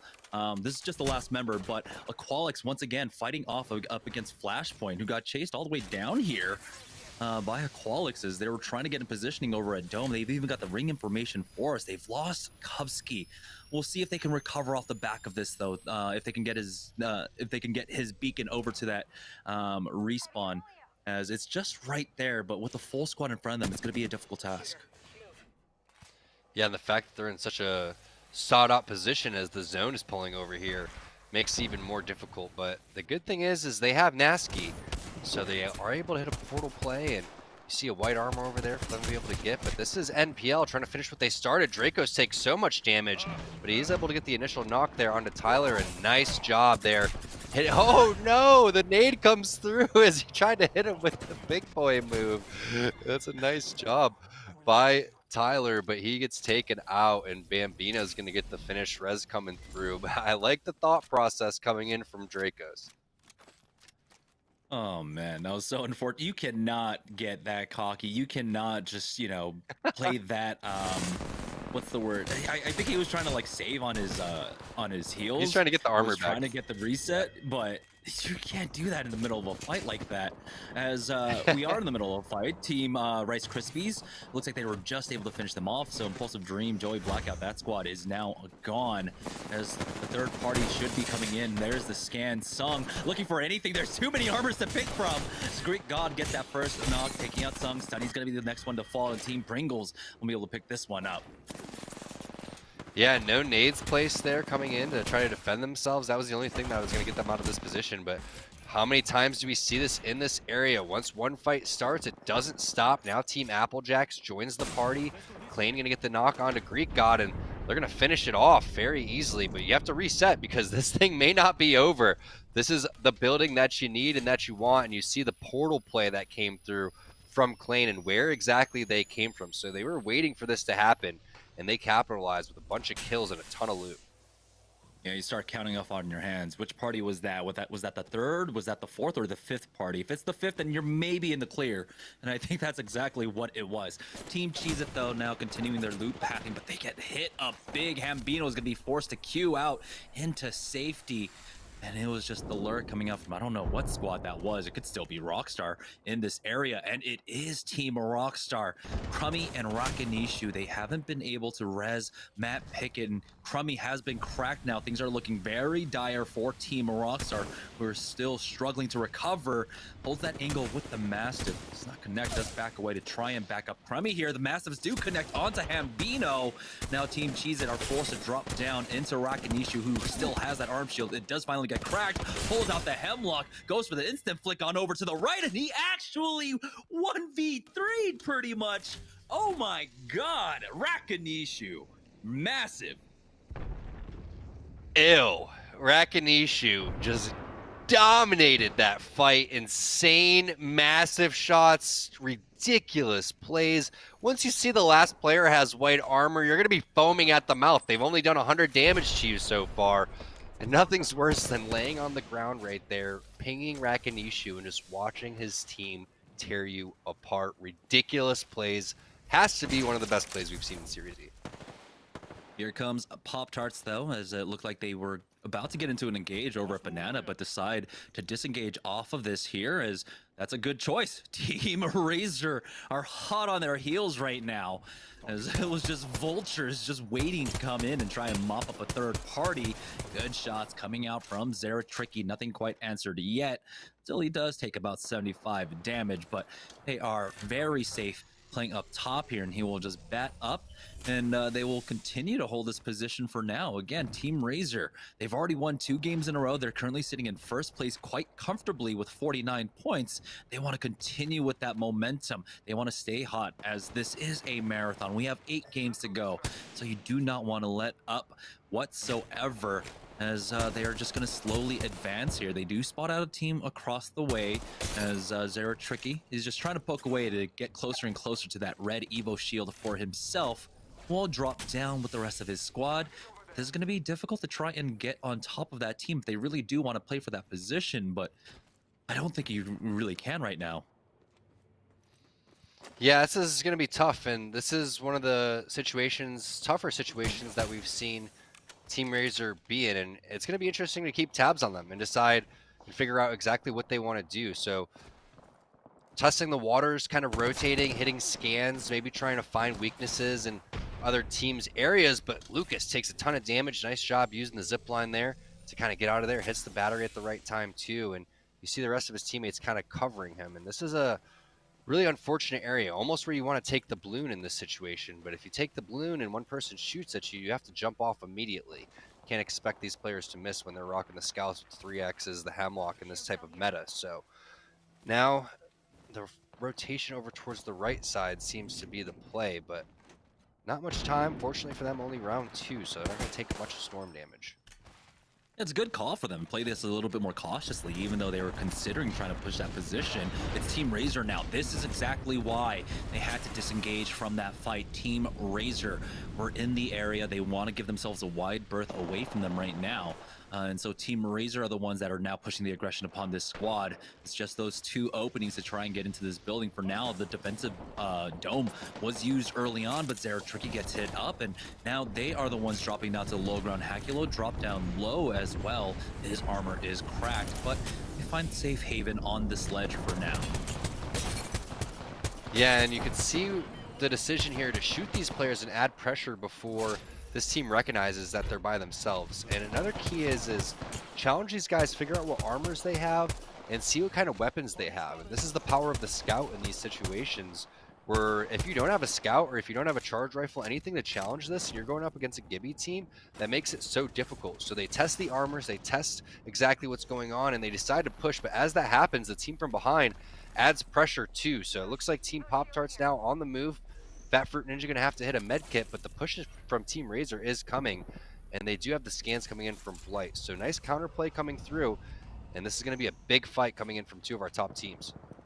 It doesn't overpeak with that thermite, just tosses it down to cut off one more angle, but here comes the push out, hitting for big damage there onto the gold armor. Another scan out from Blight. He's got the window to work with, but now he is cracked, as we have the scan coming in from behind as well. And so Team Pop-Tarts could be getting pinched in. It was Team AMG also playing from the high ground. Now it's the high ground push, the second floor push coming out, but good damage there as they were all funneling in. The port is instantly popped by Lucas to try and get his squad out of danger, but AMG are in the area, and that's what I was talking about. The massive collapse coming out from some of the heaviest hitters in the lobby right now. AMG are going to lose one themselves as Pop-Tarts do get finished off. Team Razor, though, still alive, still perfectly healthy inside of the building for now. Again, they were able to swap down that push that came out from Team Rez along with Team AMG. We'll see if AMG were able to recover themselves. Unfortunate there for Team Pop-Tarts. They felt like holding the bottom of the building was going to be the best play. There was teams pressuring them from basically everywhere, and looks like you're playing it right. Looks like you're hitting all the right scans if you're Blight, and next thing you know, like 5 teams show up, and everyone was just waiting to pounce on that, because keep in mind how many teams and where they rotated from were on that back side. So at least 3 to 4 teams involved in that one, and now we've seen Team Razor and what they do. They just stay alive, they don't make mistakes, they stick together, and they don't take unnecessary fights. They've kind of just been, again, letting these teams come out, fight in front of them, take their loot, and just get stronger and stronger as the game goes on. Team Rockstar here on the opposite side of the map, though. They are getting shots from distance, as they do have some cover to work with, and they were, of course, just, it looks like 2 separate angles it's getting shot from, as Rakanishu now dropped down low. He'll go ahead and pop that back for now, but they have to go in. The zone is starting to pressure them now. Crummy is here on the front lines, pulls out the Mastiff. Does not quite connect the way he wants, but there you go. Crummy tries to use a cell in the face of adversity. Does have to back away, as there's going to be a Qualix coming in. Matt getting the knock onto, well, the other Matt that can be only one. Does he also take his power for slaying out on him? Rakanishu is the one you need to worry about, but a Qualix will survive, and they take out Team Rockstar. Can they recover their Wraith, though, as it looks like they will be able to punch him into safety and get the res. Man, if Team Rockstar was able to win that fight, that could have been huge, but they were just trying to figure out, I think Rakanishu didn't have his bubble or something like that. That's why they weren't able to push and slide down with the bubble. You saw the bubble res coming through, but it was a great job by Qualix to capitalize and go and try to trade damage as we take a look at a big fight happening over towards the edge. It's going to be Euban getting a knock, multiple knocks coming in, 2 versus 1 now for AMG, and they take that fight, but that was a fairly close one. And they're fortunate that there's a lot of teams that have already been taken out as we take a look at another fight that's happening over towards the opposite side. Tempest usually wins these, and he does. So that's the third party for Team Intel coming into a Qualix.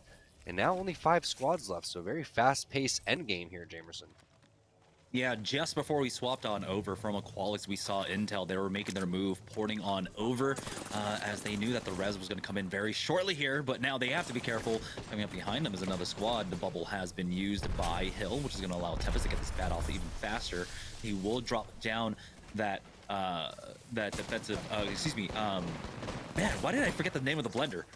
The generator?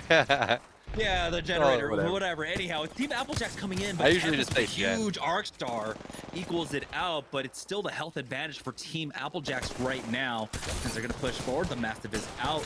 Watson, oh, Teen taking out Line, and now it's all up to Kenny here. We'll see what he's got in the tank. Not enough, that's what it is, as Team Intel will survive this fight for now.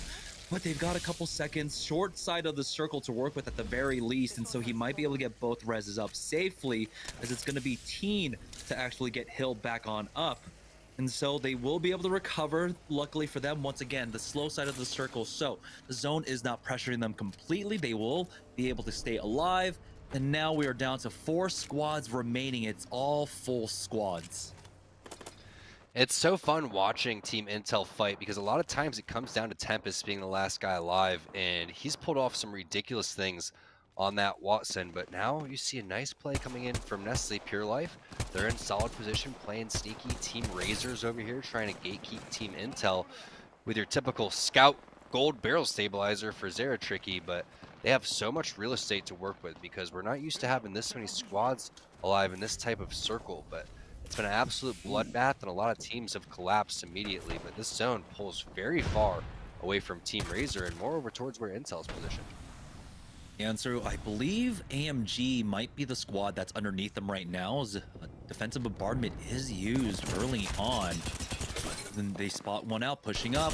Good spray down with that Volt. He's doing so much damage with it. It's going to be NPL losing Draco's first. Mercy only picking up that first knock, and they push the bubble now. Get the second one onto E-Boy Ronnie, and it's all up to 1 left. They're going to get the thirst, try and recover here, because they do have to worry about the third party. You see him holding that angle already. Zeratricky on top of things for his squad.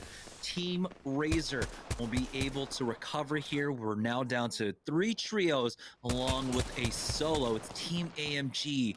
It's on the other side of the building here. That's going to make it very difficult for Team Razor to try and rotate in on this. We just talk about those bolt shots from Zeratricky for a second as he just spits out like 500 damage in 3 seconds.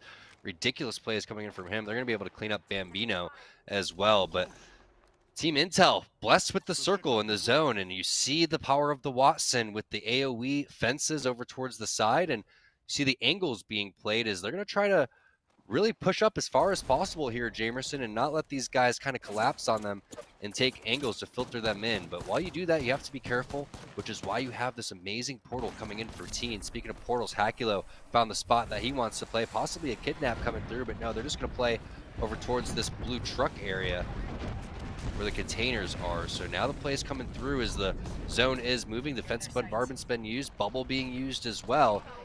And remember, there's a team behind them, and so this is going to be difficult because Team Intel's just going to wait to pounce on this possibility here. AMG just a little bit late on that bubble. It does go down, but Einol's has been finished off by Teen.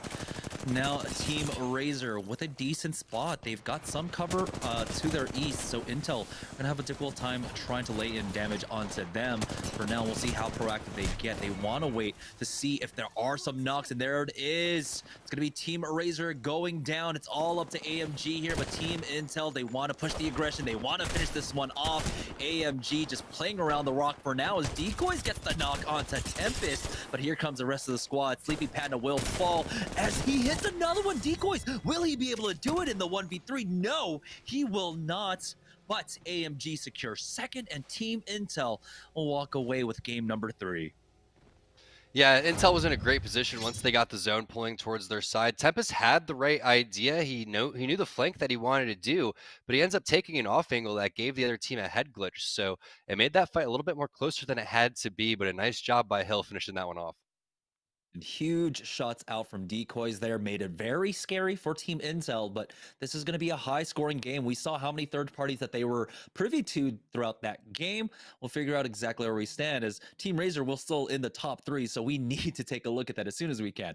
We will take a short break, and when we get back, we'll have game number 4 of Series E. So don't go anywhere, guys. We'll be right back.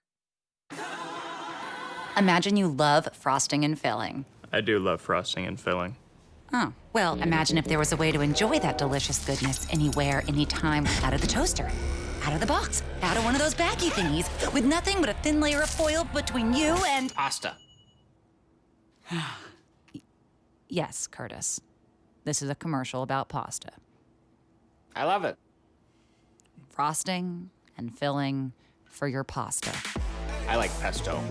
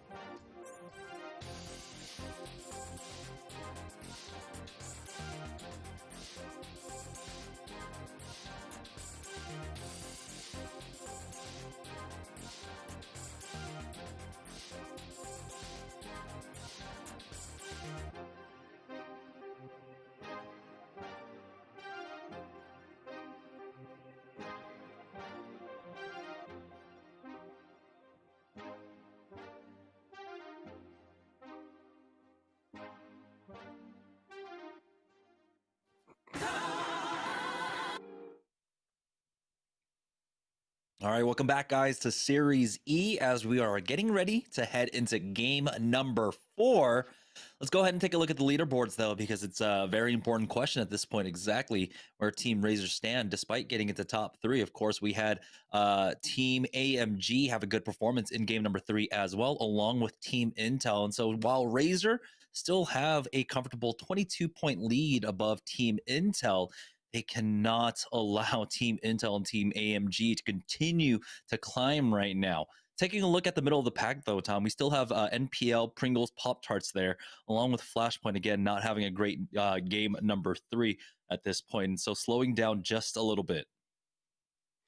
Yeah, and it's surprising to see a team like Team Rockstar sitting in 9th place when we're hopping on with them, and we see a lot of good plays, and we see Rakinishu pulling off crazy 3v1s, which was absolutely insane. Can't wait to get the highlight of that one. But Team Razor started off so hot, and it's difficult to keep up with such a, amazing start to this one. But Intel is kind of sneaking in there, right? They didn't have any, horrible games per se, but they were able to put together a very, very nice job, especially Tempest being the last guy alive numerous times, winning his 1v1s when he needs to, and just continuing to get the game going for Team Intel. But one thing's for sure, our 2 top teams have some of the best POIs in the game with getting Sorting Factory and getting Skyhook. This is some really premium loot over towards World's Edge. So they're going to be in a really good spot as this continues to go. And we did see an early fight for Team Intel last time, Jamerson. We're going to have to see if that team decides if they want to contest again. Yeah, Team Intel were really able to leverage that early game and the ring pulling down to the south extremely well, playing for that late game, especially having that Watson allowing them to just reset that much faster as well.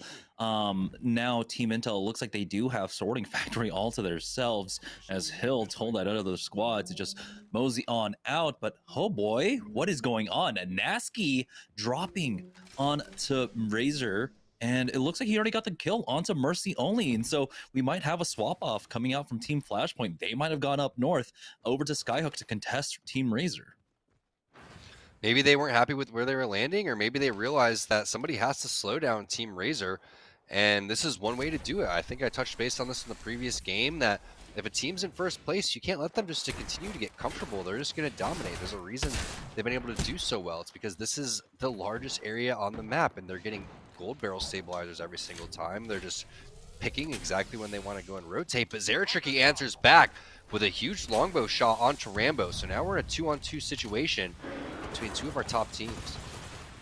Yeah, the bubble has been used, though, and now Zeratricky has to drop one of his own as he wants to try and stop this res. Pushes up with that P20, does not have any hammer point on that. His other weapon is a longbow, but hey, if they don't see you and you're able to lay down the shots, you can still dish out decent damage there, hitting the shots with the longbow now, but still in a tight situation. Zeratricky, he does have that swap off onto the R301, now covers for his squad as he does try and back away with that Q, now dropping down, tries to pre-fire an angle, but he has to back off himself. Doesn't look like he has any heals yet, as he has not framed for one, but Hakula with a big knock on to Nasky, and things have turned south for Flashpoint as it's all up to Kubsky, but he is giving up on this one now. He is backing away, and what a great turnaround for Team Razor. Unfortunately for them, though, throughout all of this, they were not able to recover Mercy. Hey, the damage has been done for Flashpoint. If they're trying to slow them down a little bit, try to catch up, continue to 50-50 them, I don't mind the idea, right? Top 2 get paid here. If you're sitting in about 6th place, you want to move up in the standings, this is how you do it. But it's just huge plays from Zeratricky with the longbow, getting Rambo down, which really opened things up. And now they're trying to find Kubsky as the last guy alive, who switched off Pathfinder, went back on over to Gibraltar, and here's the hunt. The big thing to note that when you were talking about having no heals, Zeratricky was waiting to pop a Phoenix hit, which was the only heal that he had, and now they're on the hunt without Mercy only. Makes it a little bit more difficult. And like you said, respawn timed out, and if they had that, it would be a perfect time to hit that one right now. But good job from Team Razor with the recovery. It's Team Res, though, in a fight, as the Thermite does go down, connects, and gives them that extra bit of information along with the scan. Tries to bounce in a nade, does not connect on that one, but he has a great angle here. Just lays into that Gibraltar with Munsgod's help. He will be able to get the knock onto Little F. Swaps back on over to that R301. And now with the P2K, the Hammer Point's really dishing in the damage. He just needs one more shot, and he will be able to finish off the Bloodhound. That's going to be Team Res taking this team fight win, but they have to worry about the third party already coming in. Yeah, and there it is. It's going to be Team Pop-Tarts coming through and all hell breaking loose on this hill over here. Very popular hill to try to hold down, but this early in the game without a Watson, there's going to be a lot of people filtering in here, and Munsgod really having to bust a move without the Beast on the hunt. He's going to have to try to maybe hit a battery as he slides down the hill or something along those lines, because Blight is hot on the case, hitting the scan. Beast of the Hunt running out here, and they do have pings down over towards the snake where they think that player is going to go towards. But remember last time, Jamerson, when they were in this scenario with Nasky, they left him and just kept farming continuously, picking up more and more kills. So gold armor going to be in their hands now, as that one had to get armor swapped, as the hammer points just weren't really connecting fast enough for that team. And that's where the third party ended up coming through so fast. But Team Pop-Tarts now trying to just capitalize on this, and it would be nice if they were able to get towards the end game, because their team fighting skill has been phenomenal so far.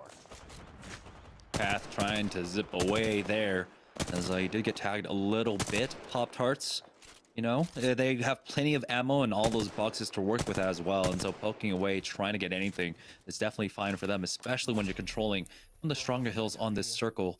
In a moment, if we can bring up the map to see exactly where this one pulls down, that would be perfect. But as you can see, the expert use of that scan, just making it completely safe to push in for this loot. Blight doesn't have to worry about anyone lurking around him right now, and so he will be able to be set up extremely well. Mastiff 301. There's still so much more loot for them to go through right now. Yeah, Mastiff 301's solid, but every time you switch to somebody, they don't really have a mag, so that's the key to rocking these guns. It's so much nicer. You're able to one clip, and just that extra second or two that it takes to switch to your Mastiff and have to shoot 2 bullets instead of 1 could mean life or death in terms of being able to armor swap and avoid these third parties that have been coming in nonstop. But this game, a little bit slower than our previous game, game number 3. Saw a lot of action to start, and now these teams really kind of just picking their places and working their way through. I think that throughout all of this, was Kubsky able to live? He could be the solo rat coming through on... I believe he got finished off. Did he? Okay. I could be wrong, but I'm unfortunate. fairly certain he got finished off. That's unfortunate. And I like to switch off a Pathfinder to go to Gibraltar for him too, but first Kraber we've seen today in the hands of Casellos. And when you have that in the Wraith's hands, don't be surprised to see Casellos even get aggressive and try to use this Kraber as a shotgun. Oh, he's right there with it, waiting for the thermite to dissipate, and now he is creeping up with that Kraber. Oh, biding his time, tried to predict that peek again, but does not connect. No one pops out. They're slowly trying to encroach upon this team's space, but it can be difficult. See, Greek God, scan comes in. They have a better idea of where this team is. It's just a duo in front of them right now. Again, they're still taking their time here. They know they can just because they are on the southernmost part of this map, and they have connected. Both members have been hit by that thermite as Casellas does back away from a nade himself. Now we'll slow him down. Never mind, it's a full 3-man in front of him, actually. So now, with another nade, Beast of the Hunt popped as well for Greek God. He'll have that extra scans coming out, but he is really committed to trying to get that one shot, but he's got to be careful, because it looks like the team might have backed away here. They're considering using that defensive bombardment as well. Another scan out coming up to the north, and it looks like Team Pringles are just going to completely disengage off of this one. Yeah, unfortunate that they're not going to be able to capitalize like they wanted to, but you did see, I think, Stink get a finish throughout all of that. So, is this team in shambles as Casellos opens it up onto Dracos with the Kraber? That's what we were waiting for. Now you see the confident slide coming in through, goes for the no-scope. That one doesn't connect. But you would love to see Stink come through here and get a little bit aggressive with a bubble play. You see the flank coming in through Greek God. They're going to have to keep tabs on these players and work together here. Maybe they're just waiting for a scan before they go and push. Yeah, they might have it, but it's Team Rice Krispies was getting pushed, and now they are in a little bit of trouble. They do get the knock, though, onto Great God. That's one at the very least, but it's still a 2v2, and a Kraber on the other side that you still have to worry about now, as it's looking like, oh boy, a lot of fighting taking place over here now, as we do have the defensive bombardment coming down. Rockstar really want to get aggressive off this here, as push up, as so much is going on. Rakanishu has to be careful. He's getting pushed from behind as well. They've lost Crummy. It's all up to Matt Pickett. Stink is going to be able to finish him off. That's going to be an armor swap rate for him as well. Someone on the high ground now as Matt Pickett tries to back away on this Watson. What is going on in this fight? Rakanishu is able to survive for now as well. Luckily for them, they've got the gold armor, so they'll be able to heal up really quickly, but what a weird series of events. It's now Team Pop-Tarts here on the north side of the ring currently. That was a wild turn of events there, but I don't think that they realized Team Rice Krispies was just a duo. They saw the kill feed, maybe got a little bit scared that it was another partner team, showed them a little bit of respect, and decided that they wanted to disengage. But either way, better safe than sorry in that type of scenario, as we see what Team Razor is doing with their duo. Remember, they lost Mercy only early to Team Flashpoint. Did win the fight overall and took over Skyhook, but it's been difficult with just a two-man squad. You're not going to be able to get all those scans, not going to be able to comfortably locate where these players are, as Luke is going to hunt down Joey Blackout. You can see Blight had to be a part of that fight because he's going to go and hit the battery as the finish is going to come through. And Pop-Tart's taking this high ground here, which we know is very useful if this zone's going to pull over here. Unfortunately, we haven't seen the map with a big scan quite yet, so a lot of teams still trying to figure out exactly where this zone's going to go. But if it does go over towards the thermal side, this is definitely one of the best spots to be in. Yeah, they're doing a good job of controlling the zone as well. Earlier on, I believe, we saw Blight making sure that he hit the scan below them as well, just in case there was a team in the train tracks, and I believe there was. Right now, though, Team Rockstar trying to push up on Krabby Patty Formula, and they've lost Rakanishu, they've lost Matt Pickett. That's unfortunate. Team Rockstar are out again, hitting only the top 15 this time around. Krabby Patty Formula are the beneficiaries. Never mind, Team Rockstar is still alive. Crummy's still in this, okay. But it was the res to get him back in, and it looks like they got punished for it. Now, Rockstar, they're going to be their hopes hinging upon Crummy here to try and pick up both of these banners, or he'll have to just solo rat out this, the rest of this game. Can he pull off the magnificent rat play of the century here? We'll see if he's going to be able to get those banners like you said, but Team Rockstar's had a tough go. They seem to be playing the correct way, but everything starts to crumble for them right around this top 10 area as we see what happened with that Kraber. It's going to go over to Stunny's hands, and Rice Krispie Treats is starting to gobble up all this loot over towards the side where that third party came in. That was initially started by Team Rockstar. Oh, there's the final shot coming through. Not going to connect there for Stunny.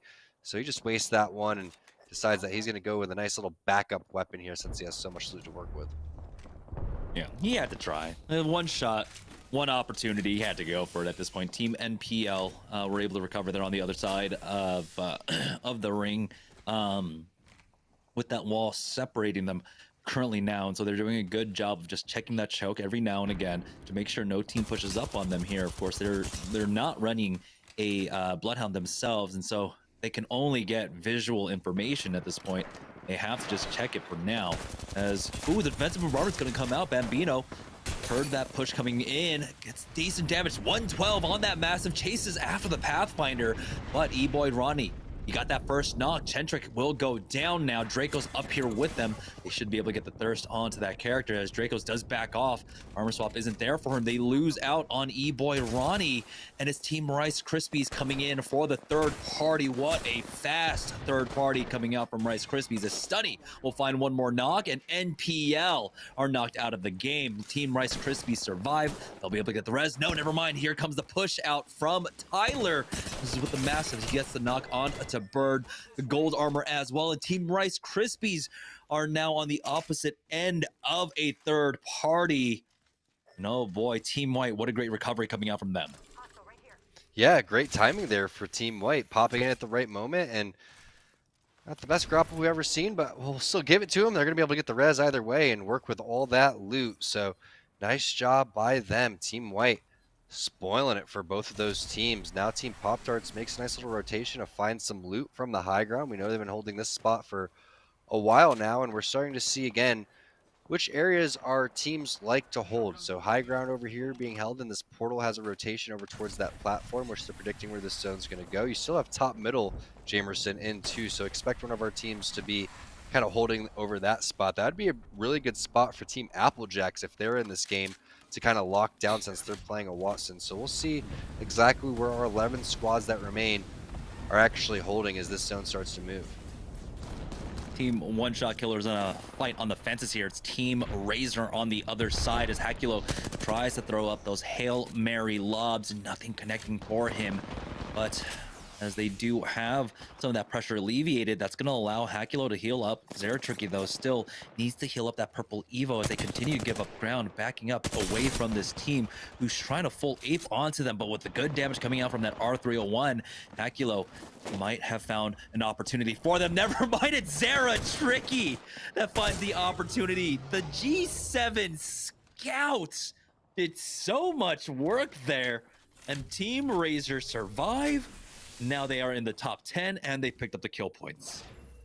That's huge for Team Razor. To be able to do this while they're just a two-man squad is phenomenal. And Zeratricky, he always has the scout, and the more you use the scout, the more deadly you're going to be on it, especially when you're using Gibraltar. And it really comes down to it in these tournament scrim scenarios where it ends up being a Gibraltar versus Gibraltar. And if you're able to get the amount of loot that they get on the Team Razor side, you're going to be able to pull off these awesome plays with the skill that they have. And now you're seeing what they're able to do. Just imagine if Mercy Only was still in this lobby. Great job there by Team Razor, showing why they're not just #1 in points right now, but #1 in points overall here in Series E when it comes to our partner teams. But it's Pop-Tart week, and we'll see what Team Pop-Tarts is going to do, because they've been having, again, really great skirmishes, just haven't found their way in towards this end game and final circle. And this is a difficult spot for them, but it looks like, you know, they can play the upper platform as well. They're starting to ping it out, but there it is. The Watson traps set up. The fences are there, but I don't see the teams or the players actually there. And so right now, Team Pop-Tarts, they are leaving it open as an option as they're continuing to try to find spots on the low ground. There it is. The drop down coming out from Team Pop-Tarts. They're committing here to the low ground position of Thermal. They have some great cover to work with as well, but they do have information. A team is in the area. You saw the Ravens along with all of those tracks coming out from Blight. And so even though you're not using that scan, you're still getting a lot of valuable information with that Bloodhound. This isn't the most ideal spot to be in. The only reason this is working out is because they were the team that cleared out their back over towards this north side. So if a team rotates over towards behind them and pinches them and decides they want to collapse on this, that's going to be the #1 way they die. But taking a look at what Team Razor's doing with just a two-man squad, charged up these shields over towards the red Evos, and now they're going to have to make a very late rotation, in front of this other team. And this is going to be tough. The defensive bombardment's coming through. Zeratricky's already taken a handful of damage, but now the zone comes through and the damage is going to rip them apart. Hakulo finds the knock onto Teen, so that's going to slow Team Intel down just a little bit. And that's not that bad for Team Razor, considering they were just a two-man squad, and Team Intel is the team in second place. So great job there by Team Razor. Again, just without Mercy Only, tearing this lobby up. Yeah, it was very unfortunate. It looked like they got maybe 2 placement points at that point, along with about 5 kill points, though. So still happy with the 7-point game, especially after the start that they had. This Team Cheez-It, though, up on this upper platform here, being completely uncontested. This was the squad that you were talking about. If they had the Watson, they should be playing here, playing off the traps as well.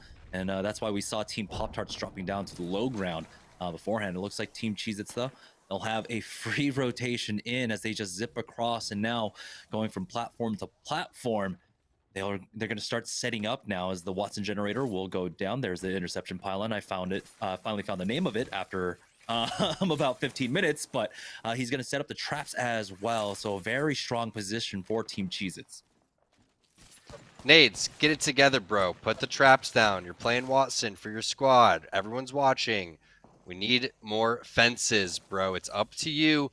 to win this game for Team Cheez-Its. If you got to put your pylon down to get more fences, it may be a good idea because nobody can really contest you over here. So I would like to see him do it. The zone's closing in 18 seconds, brother. Don't blow it.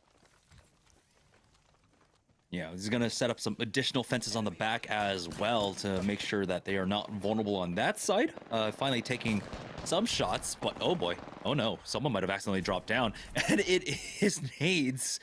It looks like he will be safe, though. Pop-Tarts weren't able to actually take advantage of that situation, but the blunder could have cost them massively here. But Team Pop-Tarts finding this position underneath them at this point will help out the squad above them at this point. And they're going to play as like another defensive barrier right now as the zone starts closing in. Defensive bombardment was used there. Team White were able to clean up BLP. Now down to our 4 squads remaining here as Team White are playing on the western edge of the zone currently. They've got some decent cover to work with as well. Here comes the nades being lobbed across by the 4th team in the lobby as nades will finally drop down that interception pylon for themselves. And now the ring pulls away from both of these teams, and so this is going to be a tight spot for them. Yeah, and everyone's playing this very passively, which is what they need to be doing. I'd love to see this many teams left in this type of situation, but Lucas gets a knock right there onto decoys. Not going to be able to capitalize, though, because they're so worried about the possible drop down, and there it is. Nate through with the shots through the sliver there. Are they going to push this one? They're going to have to give up the high ground if they do. This is a priority kill if they can find it. Zone closes in 40 seconds, but that's the power of the Gibraltar bubble. They also don't know if there's a gold bag in play, so defensive bombardment's going to come through. Heels being hit by Pop-Tarts, but Jesus was on top of that. Nades coming through with the flurry of shots, but surprised they didn't drop down and try to clear those guys up. That's how much they're going to value this high ground here, and Strictly's going to lay down a nice zip line for them to potentially bounce on. Yeah, and without having other pathfinders really in the game to try and contest that could be very difficult. As we do have a team up top right now, so we might have another path there actually, and so this is going to be a hard-fought battle for that high ground here. They are poking away, but Strictly is almost all out of light. He's going to go up with that Mastiff to clear it out for his squad, and they get the knock, and they will be able to take him out, and they set up the interception pylon instantly as well up top. So Cheez-It now moving from strong position to a stronger one here. Are basically the kings of the hills as we have AMG losing one, but it's Team White to go down as Pop-Tarts have lost one themselves. Lucas is the first to go down as Fat Fruit Ninja is trying to survive, but here's the drop down from Team Cheez-It, having difficulty connecting these shots onto Blight, but they will be able to finish it off. Team Cheez-It take game number 4. Nice job by Team Cheez-It. It was originally the high ground that did it for him. The great zip line coming through from Strictly, wastes all of his R9 ammo, pushes that player off the high ground, the massive shots connecting, and that was just perfect execution. And they played that one so well. A lot of teams wondering, where is this zone going to pull exactly? We've seen so many different thermal station ones, but they took the platform. We saw Pop-Tarts wanted to take that earlier. They weren't able to win the end game fight, and it was Team Cheez-Its with their first win today. Yeah, fantastic job for them, of course, shutting down some of the teams, but AMG were there up in the top 4 as well. And so we'll see if they were able to climb back up against Team Razor. You know, despite the heroics coming out from Zero Tricky and company, they just weren't able to put on as many points as they would have hoped to at that point. And so this might be the difference maker. We are going to be taking a longer break, though, as we have hit the halfway mark here. And so don't go anywhere, guys. We'll be back in about 10 minutes. So actually go ahead, take a break, stretch your legs. We'll be back here for the second half of Series E right after this break. You guys are a newly formed team. 1 week before Series E, you guys played in one GLL Cup. Let's talk a little bit about how you guys got together, and let's start with the IGL. How did you guys find each other? So we don't necessarily have a designated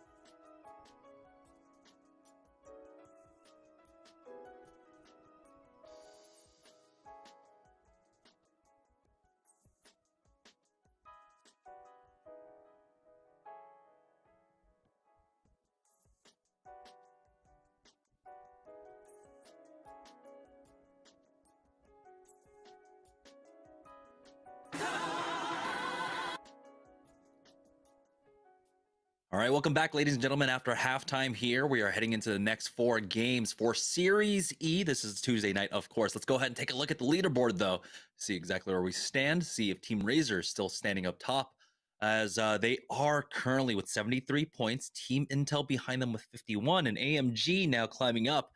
And third place there with 47 points. And so things are slowly slipping out of the hands for our middle of the pack teams, but we still have 4 more games to go, Tom. Yeah, exactly. The math doesn't really matter until we start. Well, it matters, but it starts to really matter once we hit around game 7, when teams are mathematically eliminated. But if you're in the middle of the pack right now, you definitely have to slow down Team Razor. And that's what we saw Team Flashpoint try to do at that number 9 seed. And they just weren't as successful as they were hoping for. They get the initial knock, they get the thirst onto Mercy only. Next thing you know, Rambo goes down with a great longbow shot to Team Zeratricky. And Team Razor is able to just capitalize on that with a 2-man squad and add even more points on. So that's points that Flashpoint could potentially got. And now the rest of the lineups here just kind of playing catch up. And Team Intel has been the closest, obviously, sitting at 51 points. They had that big win over towards that dome side or that south side circle. And we'll see if they're able to get more south poles, right? If you get something over towards the sorting factory side, we know Team Intel is going to be able to lock that down. Yeah, this is the point, though, where I imagine during that halftime break, Nasky is just going through every single VOD. He's checking everything. He's like, okay, how do we play this better? And so going into game number 5, I can guarantee you that, this 50-50, it's not going to go the same. I imagine it's going to be probably a split on Skyhook, which is normally the case, right? Teams hardly engage when they drop Skyhook. There's just so much real estate and enough loot for people to cover. We'll see which team prioritizes which side, though. Who's going to be able to of course, try to lock down the trial side and gain that additional loot there, which is extremely helpful. But it looks like Razor do tend to start going over to the western side anyhow, and so I'm expecting at this point for Flashpoint to be playing on that east side. It's Team Razor that drops over here at Skyhook, which is what we're really looking at on the drop. Again, it did hinder them quite a bit not having their third player in that last game, but they still did a fantastic job of bouncing back afterwards. Yeah, and Zeratricky with the longbow, I feel like he did that from the top center area. And when we look at the mini-map right now, it doesn't seem like that's where he landed this time. So they're much more condensed on one side. He's taking the 3-story construction building, has the Sentinel, is able to find a wingman too. So 2 single-shot guns and a nice 6x there. So that's going to be big, and that's the weapon that he changed the tides with last time. So will he ditch that wingman for the R9, a little bit more of a backup? He does. So great guns to start for Zeratricky, not great armors for Team Razor, and we'll see exactly what happens with Flashpoint in terms of what their resources are. But the first knock and first kill is going to go over to Nestle Pure Life as Bambino going to finish off Mars. Yeah, the fight is taking place over here by Tree right now. We'll see how much more aggressive they can get off of this. Haven't been able to break that arm shield of the Gibraltar quite yet, as there's a player even further back all the way, and so they are completely separated. Bambino and E-Boy Ronnie trying to catch out this Gibraltar, but doesn't look like they were able to quite yet. Early bubble coming out from Bambino here, as E-Boy Ronnie is laying in chase, gets the kill onto Little F, and now Dracos up top with that EVA 8 will slowly try and take out this this, I was about to call it Rudo, take out this Wraith, but with the longbow we'll be able to finish that one off. That's going to be another early 3 points for NPL. Yeah, that player wouldn't die. Dracos was like, how much HP do you have left? It had to be around 10 or less. But either way, not getting knocked there is the key. You don't want to give away any information in the kill feed. You want to make it seem like it was a clean fight, which it fairly was. So nice job there by Nestle Pure Life, owning the tree side of the map. But we're looking at where this is going, and that's going to be a lava fissure countdown zone. I'm not quite sure exactly which way this one's going to pull, but you can see all the teams kind of pestering around. 2 teams towards that countdown area look like they're about to meet each other, so we may have to keep tabs on that. Is Tyler going to get a knock and finish onto Matt? That's going to be finished off with the flatline. And Team White was probably one of our most impressive new open teams that we've had so far, Jamerson. I really liked the way that they played last game. Yeah, there it is. That was the fight that was taking place. You were talking about the two teams that were about to engage over at Countdown, and they got that first knock. Aqualix now down to a 2-man here. We'll see if Team White can find Irid and Blake, as they are trying to spot them out, but instead, never mind. The loot's a bit more important here. He's got the R301 and the triple take in the hands of Tyler here, and also one of the strongest positions to be playing here in Countdown, especially when you've got that Watson. Looks like they're more interested in the kill points and continuing to try to flush these players out since this is so early in the game. Teams may not have rotated quite yet, but that player with the gold armor gets completely taken down. This is going to be the rest of Aqualix. Nice spray and the triple take after that to finish it for Tyler. Nicely played there. Is Hakulo going to get a knock? This time it's on to Gudut. So not the team that we're expecting. Is Zeratricky going to finish that one? Hakulo not stopping with the Mastiff. He's just a madman right now. Getting 2 knocks and finishes for Team Razor. And then the 50 burst right from behind there. And it gets finished off. Bobby Diego just dropped so fast there from the R9 shots from Zeratricky. That's how you play the staircase there. You never want to run up blindly. You have to look up directly above you as players are going to be looking down. AMG already making the rotation out, ballooning on over here. Now, they are also in Skyhook, but, you know, just unfortunate timing, not able to get there in time to try and third party up against Team Razor. But I don't know if you want a third party Team Razor. Pop-Tarts that are in the fight have taken out Joey Blackout. Z Davis is the next one to fall. It's all up to Impulsive Dream there as the final member of his squad. As right now, AMG are just continuing their loop path. They're going to try and check these bins in the back to see.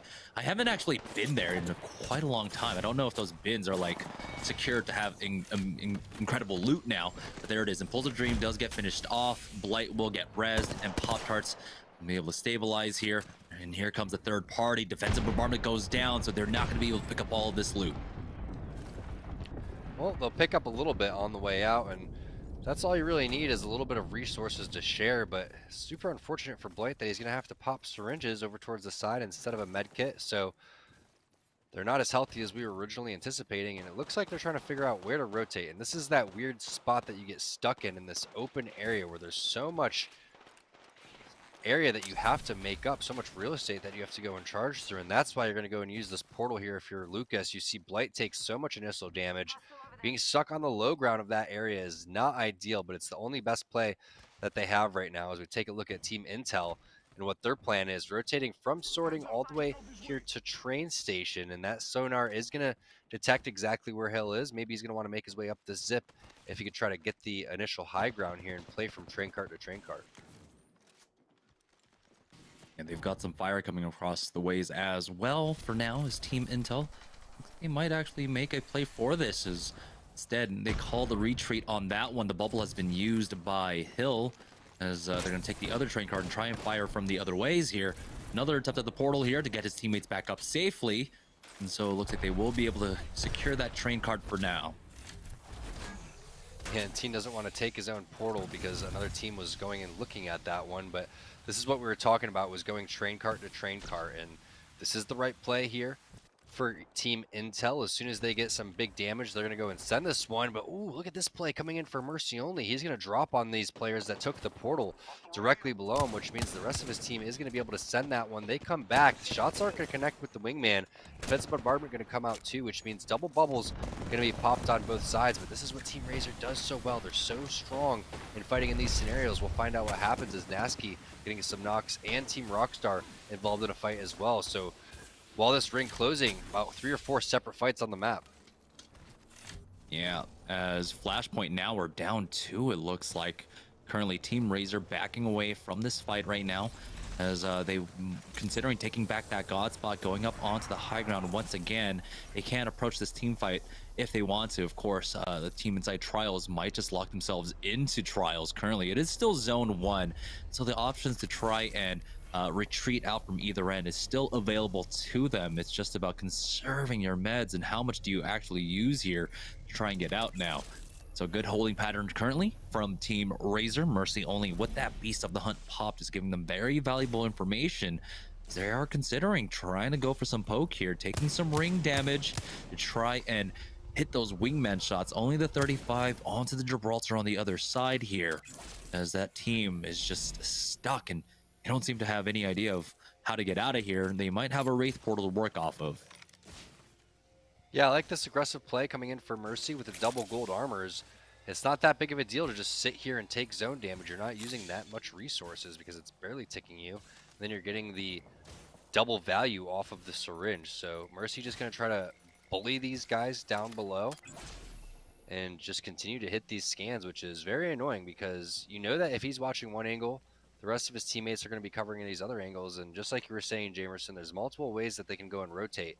So all of Team Razor just checking both sides and making sure these teams don't get out of these situations. We know how often they play on the Skyhook side. We know how often they like to play over towards the trials. So they're used to these different types of spots to be in. And that's why you saw them hit that zip line immediately. You didn't want to see Mercy only give up the high ground. If that team took the zip and kind of forced these guys out, they would have been put in the situation that the team below them is. So now the play's coming through. Looks like they're just going to elect to rotate and leave this team. But that's just great discipline and nice map awareness coming in from Razor. Team Applejack's trying to take the building. They are eyeing it, and it looks like the port has been used. Get them closer in now. And they safely get it, and so it will be free for them currently here. As now we are in countdown, and action has slowed down a lot. We've been seeing it. It was pretty fast in our first few games, but in the last one and this one has slowed down quite tremendously here as teams are playing a little bit more safer. We've been seeing, of course, the third parties coming in left and right, and so for good measure, Team Rez have lost one though, as Mr. Haculo was able to get that knock, and there's a third party. Haculo getting another knock onto Mike Lav, and oh boy, Team Razor, great movement there, able to get into position, pick up those extra kills now. Team Razor are looking to stay on top of the leaderboards at the end of this game. Mercy not able to connect with these 2x wingman shots. Every time we switch on over to his screen, he's just close enough to be able to hit him, but not quite enough. But you see Haculo not missing. Every time that we go to a player that he's shooting, it goes 0 to 100 real quick, but or 100 to 0, whatever it is. But now Mercy only has to pop a battery here, and now we switch on over to Team Rockstar that's fighting over towards the edge of the circle. Crummy takes a lot of initial damage, has to queue out. That's not what he was looking for. They're going to fall back to that interception pylon, hit the battery, and try to reset. But I really like the plays coming in for Team Razor. Haculo, again, not missing. Saw him tearing players up with the Mastiff before, and it's a reason, again, why they're #1 in points. Team Razor just so good at so many different aspects of the game. We'll see what Team Rockstar is going to be able to do to catch up. But I want to point out also really quickly that we had a composition change with Team Applejack. The only crypto in our lobby ends up switching off that as Rockstar's in a pickle here, but they decided that they wanted to put Lion off of the Watson and switch him on to Gibraltar, and they're also very central right now in the circle, so I want to see if that eventually works out for them. Yeah, right now it's Rockstar though, trying their best to weather the storm here. The interception pylon shouldn't be lasting for that much longer as the zone is closing in, and that team might be pressured. It's hard to tell if their position is in on the ring or not. Here comes the scan as Crummy tries to poke out. He takes so much damage for it. They're losing so much economy at this point, getting poked from either side. Huge hits coming out from Sleepy Panda as he gets that knock, and now they are left in a 1v3 as Crummy's trying his best to survive, but Rockstar just get choked out from either side, and they will fall. As now it's Team Pop-Tarts pushing in over here on the low ground. Caustic nade comes out. They have to back up off of this, as it looks like AMG were able to finish off Flashpoint as well. A lot of fighting going on now in the mid game here as Team Pop-Tarts do back away to a safer position for the time being to recover. Good scans coming out from Blight here as another defensive bombardment will go down from them to allow them more time to stabilize here. As Team AMG were looking to get aggressive. Decoys is caught in it, took a lot of damage and was slowed down, but he will be able to get back to the safety of his squad. Yeah, nice job in recovery coming in for Pop-Tarts. They decide not to get too aggressive in the caustic gas, and they decide to take the high ground, get back up, loop around so they can loot here. And AMG's push ends up getting thwarted because of the defensive bombardment coming in for Fat Fruit Ninjas. So the scans always proving very useful to try to find where rats are or potentially where a squad is. As we take a look at what Team Krabby Patty's doing, they're electing to play this back area where we've seen some zones end, but not this one. This one's definitely pulling over towards that lava fissure area, which means the rotation is going to be fairly tough over here. There's only going to be one way to go. And you know teams are going to be gatekeeping, and it's Team Razor, like the one team that you don't want Jamerson gatekeeping you in the perfect position to stop Team Krabby Patty. There is an opportunity for them to try and go up north here, but it's a difficult one at that. Again, the shots have been just so good. As you can see, Zero Tricky hitting with that G7 Scout. So for now, they are almost committed to this. We've got 15 seconds before the zone starts closing, and they haven't made a move forward. And so that has to mean they're going to be full committing onto this. So Team Razor looking to pick up more and more kill points here on the north side of the map, as it looks like Team Applejacks were just finished off by a combination of Team White along with AMG. But never mind, Applejacks are still in this. Klein was able to get a knock on the Sleepy Panda before he goes down to Inos, and now they are finished off. So Razor with the zone closing on this squad in front of them currently. Ooh, as we swap on over to Nestle Pure Life here on the south side of the ring, their bubble has been pushed. It's going to be Team Cheez It getting in there. Strictly gets 2, and now there's only 1 remaining. Dracos gets the knock onto Strictly, but where's the rest of Cheez Its? Right on top of him to finish him off. So Cheez Its will be able to survive, knock him into the zone, and get the res and survive. Yeah, Nade's hitting him with the Jake Paul right there, sending him into safe cover.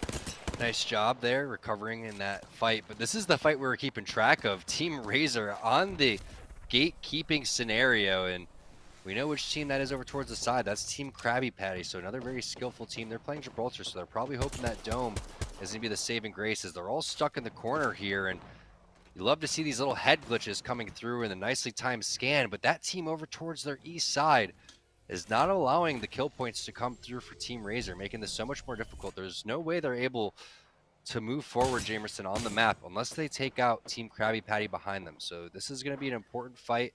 They're going to have to navigate this while avoiding the shots over towards the side. Yeah, this fight on the north side looking more like the Roy Jones and the Tyson fight at this point, because you know Tyson's coming in for that knockout punch. It just never came, unfortunately. As yeah, so you're saying it's going to be a tie, even though Team Razor has complete control?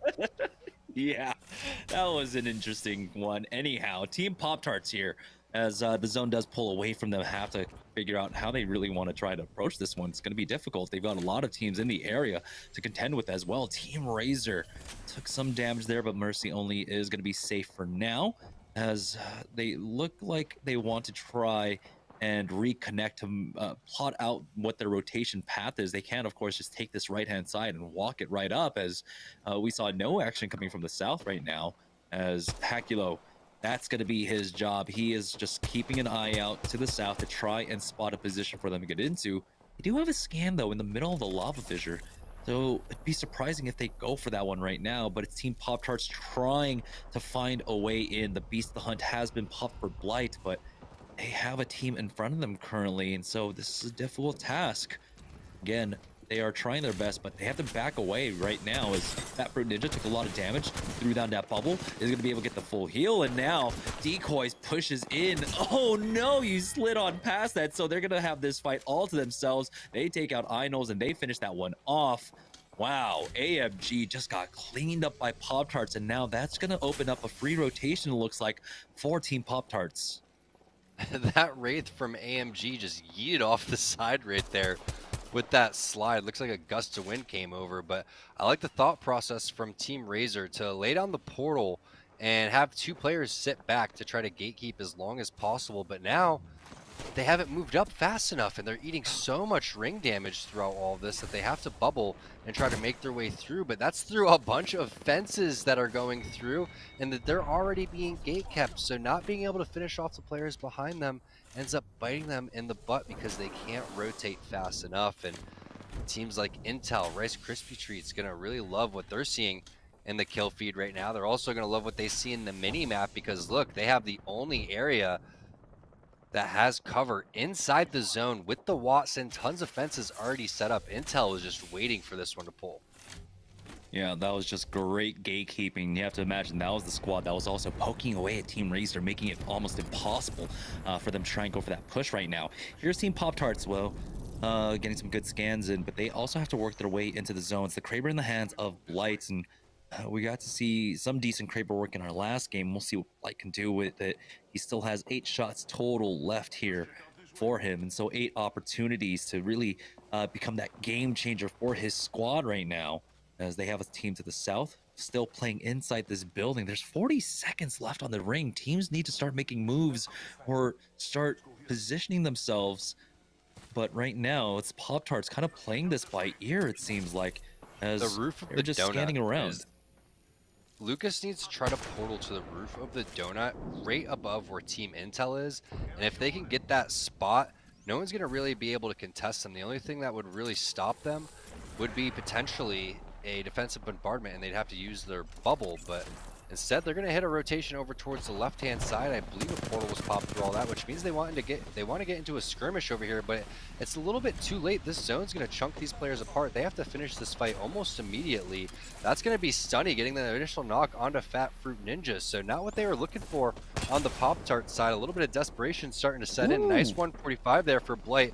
There's the portal coming through. It was just a rotation to try to set the portal. We'll see if it comes through fast enough, as Lucas does put it down, and they elect to go low ground. So that's not what they were hoping for, kind of playing for second place here, or just to rat it out as long as possible. Anytime you make your way over towards the bottom, that's really all you're going for. Is Pringle's now in a dire situation. Everybody that set up over towards this donut, Jamerson, just loving all of the free kills coming their way. That's going to be Team White involved. We know Intel's still in the vicinity, and there's Lucas with the rat play, as this one is going to end up right in the open here in the lava.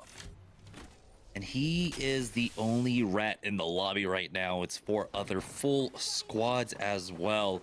We know the chances of a rat being able to survive are pretty low when there's so many bloodhounds currently in the lobby, but one team that's not running that bloodhound, it's going to be Team Cheez-Its that is in position here on the low ground, trying to play the LOS with that Watson generator, but unfortunately it does get cleaned up, so Strictly is going to be forced to use that battery for now. With the team here, though, here comes a zip in, and that was the rat, remember, as they will be able to finish him off. Lucas will get cleaned up, and now we are down to our final full squads remaining. Again, that zone just pulling out into the lava. They do have the playable terrain where you don't get damaged, but it's Team White that's in trouble, and we're seeing players left and right getting yeeted as they go for a jump or something. Team White will get cleaned up. That's going to be Team Rice Krispie Treats picking up all 3 kills. Take a look at that. Stunny has 5 kills, but he's not even the kill leader. What a great situation here for Team Rice Krispie Treats. They're getting the pings down on where these players are. Gold Wingman just ripping them apart, as Stunny's going to get a knock onto Strictly. Strictly did have that nice grapple before, but keep in mind, Intel still alive throughout all of this, so we're going to see what the play is here for Stunny. He takes an awkward angle. That means he's going to have to hit his Q, and there's the bubble coming in and the plays for Team Intel. They make their way over towards the middle. Tempest doesn't lay down any fences, which could really help these guys. Instead, he's going to elect to just shoot. That other team still alive over towards the rock. That's going to be the high ground coming in for Rice Krispie Treats. Intel thought that everything was going to be safe down below, which it is, but this high ground is going to prove very useful, as now the fence is going to start to happen for Tempest as they try to avoid this defensive bombardment. You can see Generator not available right now, and this is going to be a very interesting fight. High ground always typically has the advantage here, but the way that they have this rock under control and these fences, it's going to be so difficult to drop down unless you land a fat grenade here. What a beautiful rotation coming out from Team Rice Krispie Treats, being able to spot that one out, but they've already gotten 2 knocks. Bird and Sung are down. There's only 1 more remaining, and Team Intel will take a second game here in game number 5. Shocked to see how that one panned out. I'm not sure if Bird accidentally fell onto Gibraltar and fell right into those fences, but you would have loved to see a bubble happen in that type of scenario. Something a little bit different than what just happened there for Rice Krispie Treats. Intel, though, they played it right. They were over towards the donut. They split it. They never got too aggressive or too curious down below, and they took advantage of the great call that they made to get into that zone. Yeah, we're going to go ahead and take a short break. When we get back, we'll have game number 6 of Series E, so don't go anywhere, guys. We'll be right back. are you ready to find out which team you're partnered with? But first, I want to ask you, on top of that, which partner were you guys hoping for too? I Okay. wanted Like, Apple Jacks. Okay, Fat Fruit Ninja. You got to get the fruit in there. I definitely wanted the Apple Jacks. all right. Well, I think Fat Fruit Ninja, you're gonna get your wish. It's close. It's gonna be Team Pop Tarts, is what you guys are gonna be Oh sponsored with and yes, Oh, partnered Team with. Pop Pretty Tarts. good. go. Let's get it. Let's go. Let's Oh go, my boys. gosh. Now, Well, you're gonna get s'mores? tons of fuel coming through. The question is what is your favorite Pop Tart? I'm gonna go out and let you guys know mine. I was having a little bit of an argument with Jamerson because he likes this kind of weird kind. I'm gonna go with Wild Berry or S'mores. Fat Fruit Ninja. Let's start with you. I like the traditional blueberry. I ate a lot of Pop Tarts during football, and blueberry was my go-to. All right, Farmer Lucas. What about you? What you got? Go-to was always cherry. Go-to was always cherry. All right, Blighty. What are you gonna get stacked up in the cupboard? I already jumped the gun and I said s'mores. So S'mores. that's There my you go. answer. There you go. And I'm pretty sure you get like the tiny bites. There's probably I think there's Pop Tart cereal out there too. So you guys are gonna be hooked up with tons of stuff.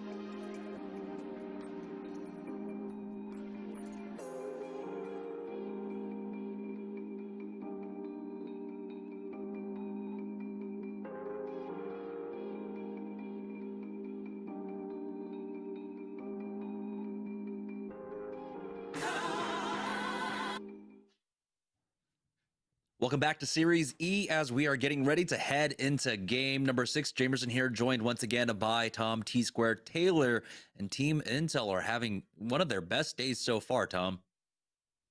Yeah, they're capable of pulling this type of day off. We've seen them execute zones very well, and they're putting it together today, and they're predicting these way before anybody else is expecting these. Lava Fisher is not easy to predict. There's a lot of different spots that one can end at, but the fact that they were able to take down Team Rice Crispy Treats in that final fight was also a testament to not only how good their zone knowledge is, but how good their team fighting is, even though they made it a little bit easy on them by dropping down one by one. But there it is, Jamerson, not too far off behind Team Razor, who's had one heck of a day so far.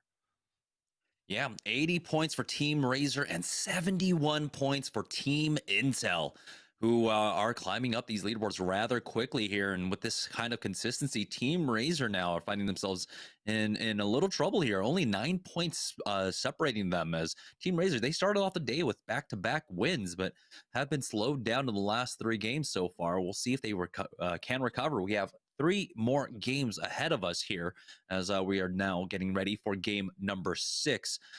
With Team Razor, though, it looked like they were doing what they normally do. It was just very unfortunate. It was Team Intel, I believe, right? That were peppering away at them when they were trying to take that northern fight.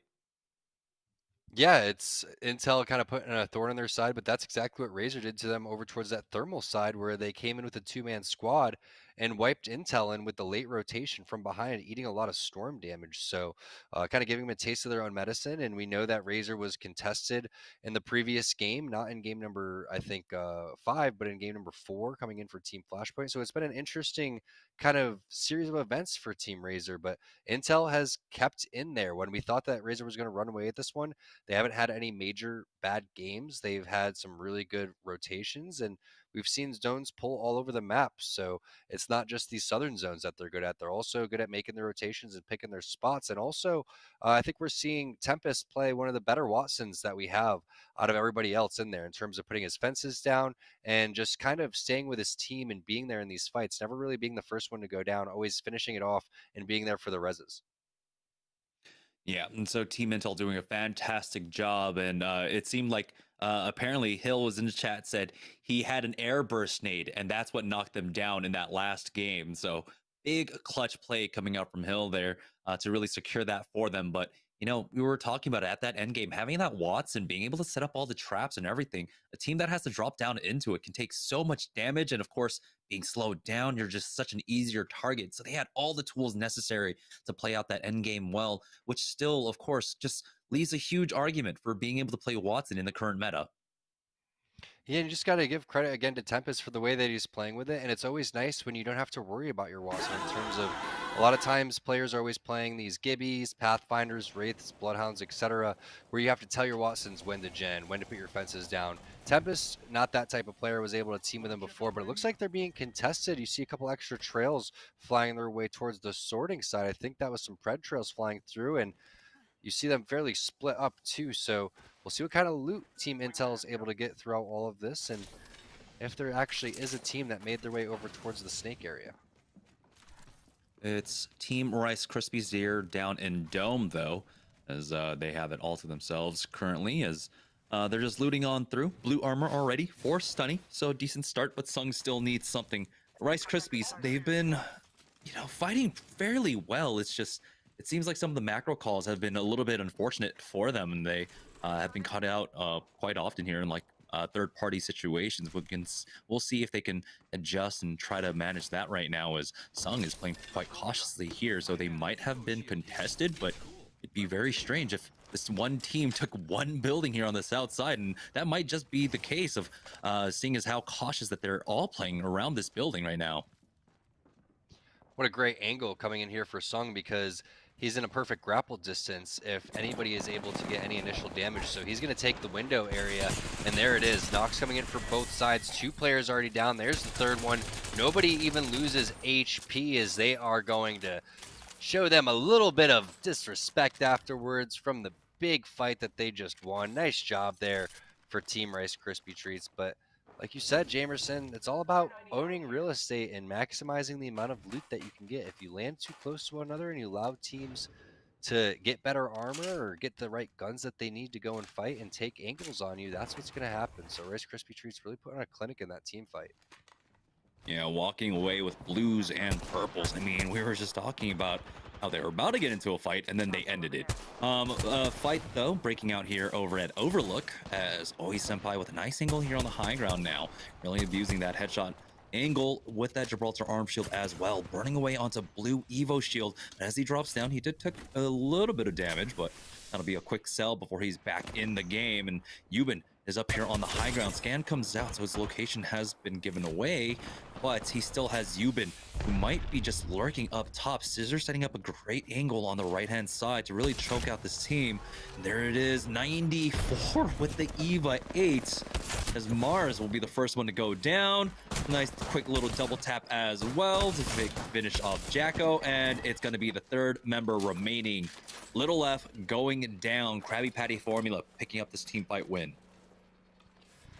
The EVA 8 double tap is so underrated. It's nice to see someone actually put it to use here for Senpai. Just opening the door 90, what was that, 94, 98 to the player on the top of the stairs from mid to long range. Ridiculous burst there coming in for Senpai, and no bolt on that either. So easy, clean team fight coming in over towards the Overlook side, and now we hop on over to Team Rockstar, which we know lands over towards the Lava City side, and it looks like they're rotating over towards Geyser, but there's a team hot on their trail, and you see some initial damage being put onto Rakanishu. That's going to be Rambo in Team Flashpoint. Hot on the trail over here towards Rockstar's rotation.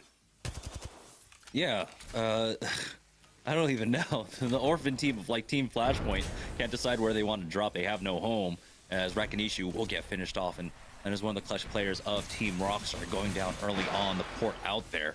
As, oh my goodness, Thermite even connecting onto Matt Pickett. Very unfortunate for him, as he's going to have to heal that up. Doesn't have an armor swap for that white right now, as they're controlling the roof, but wow, these nades are really starting to hit their target, getting closer and closer. As we join on board with Team Applejacks, though, they already got the knock and the kill onto Centric, and they want to find the rest of Team White currently, but they might be holed up currently up top, as Tyler will get finished off by Klein as well. So there's only one player remaining for Team White right now, and it might just be that last player that's on top of the drill.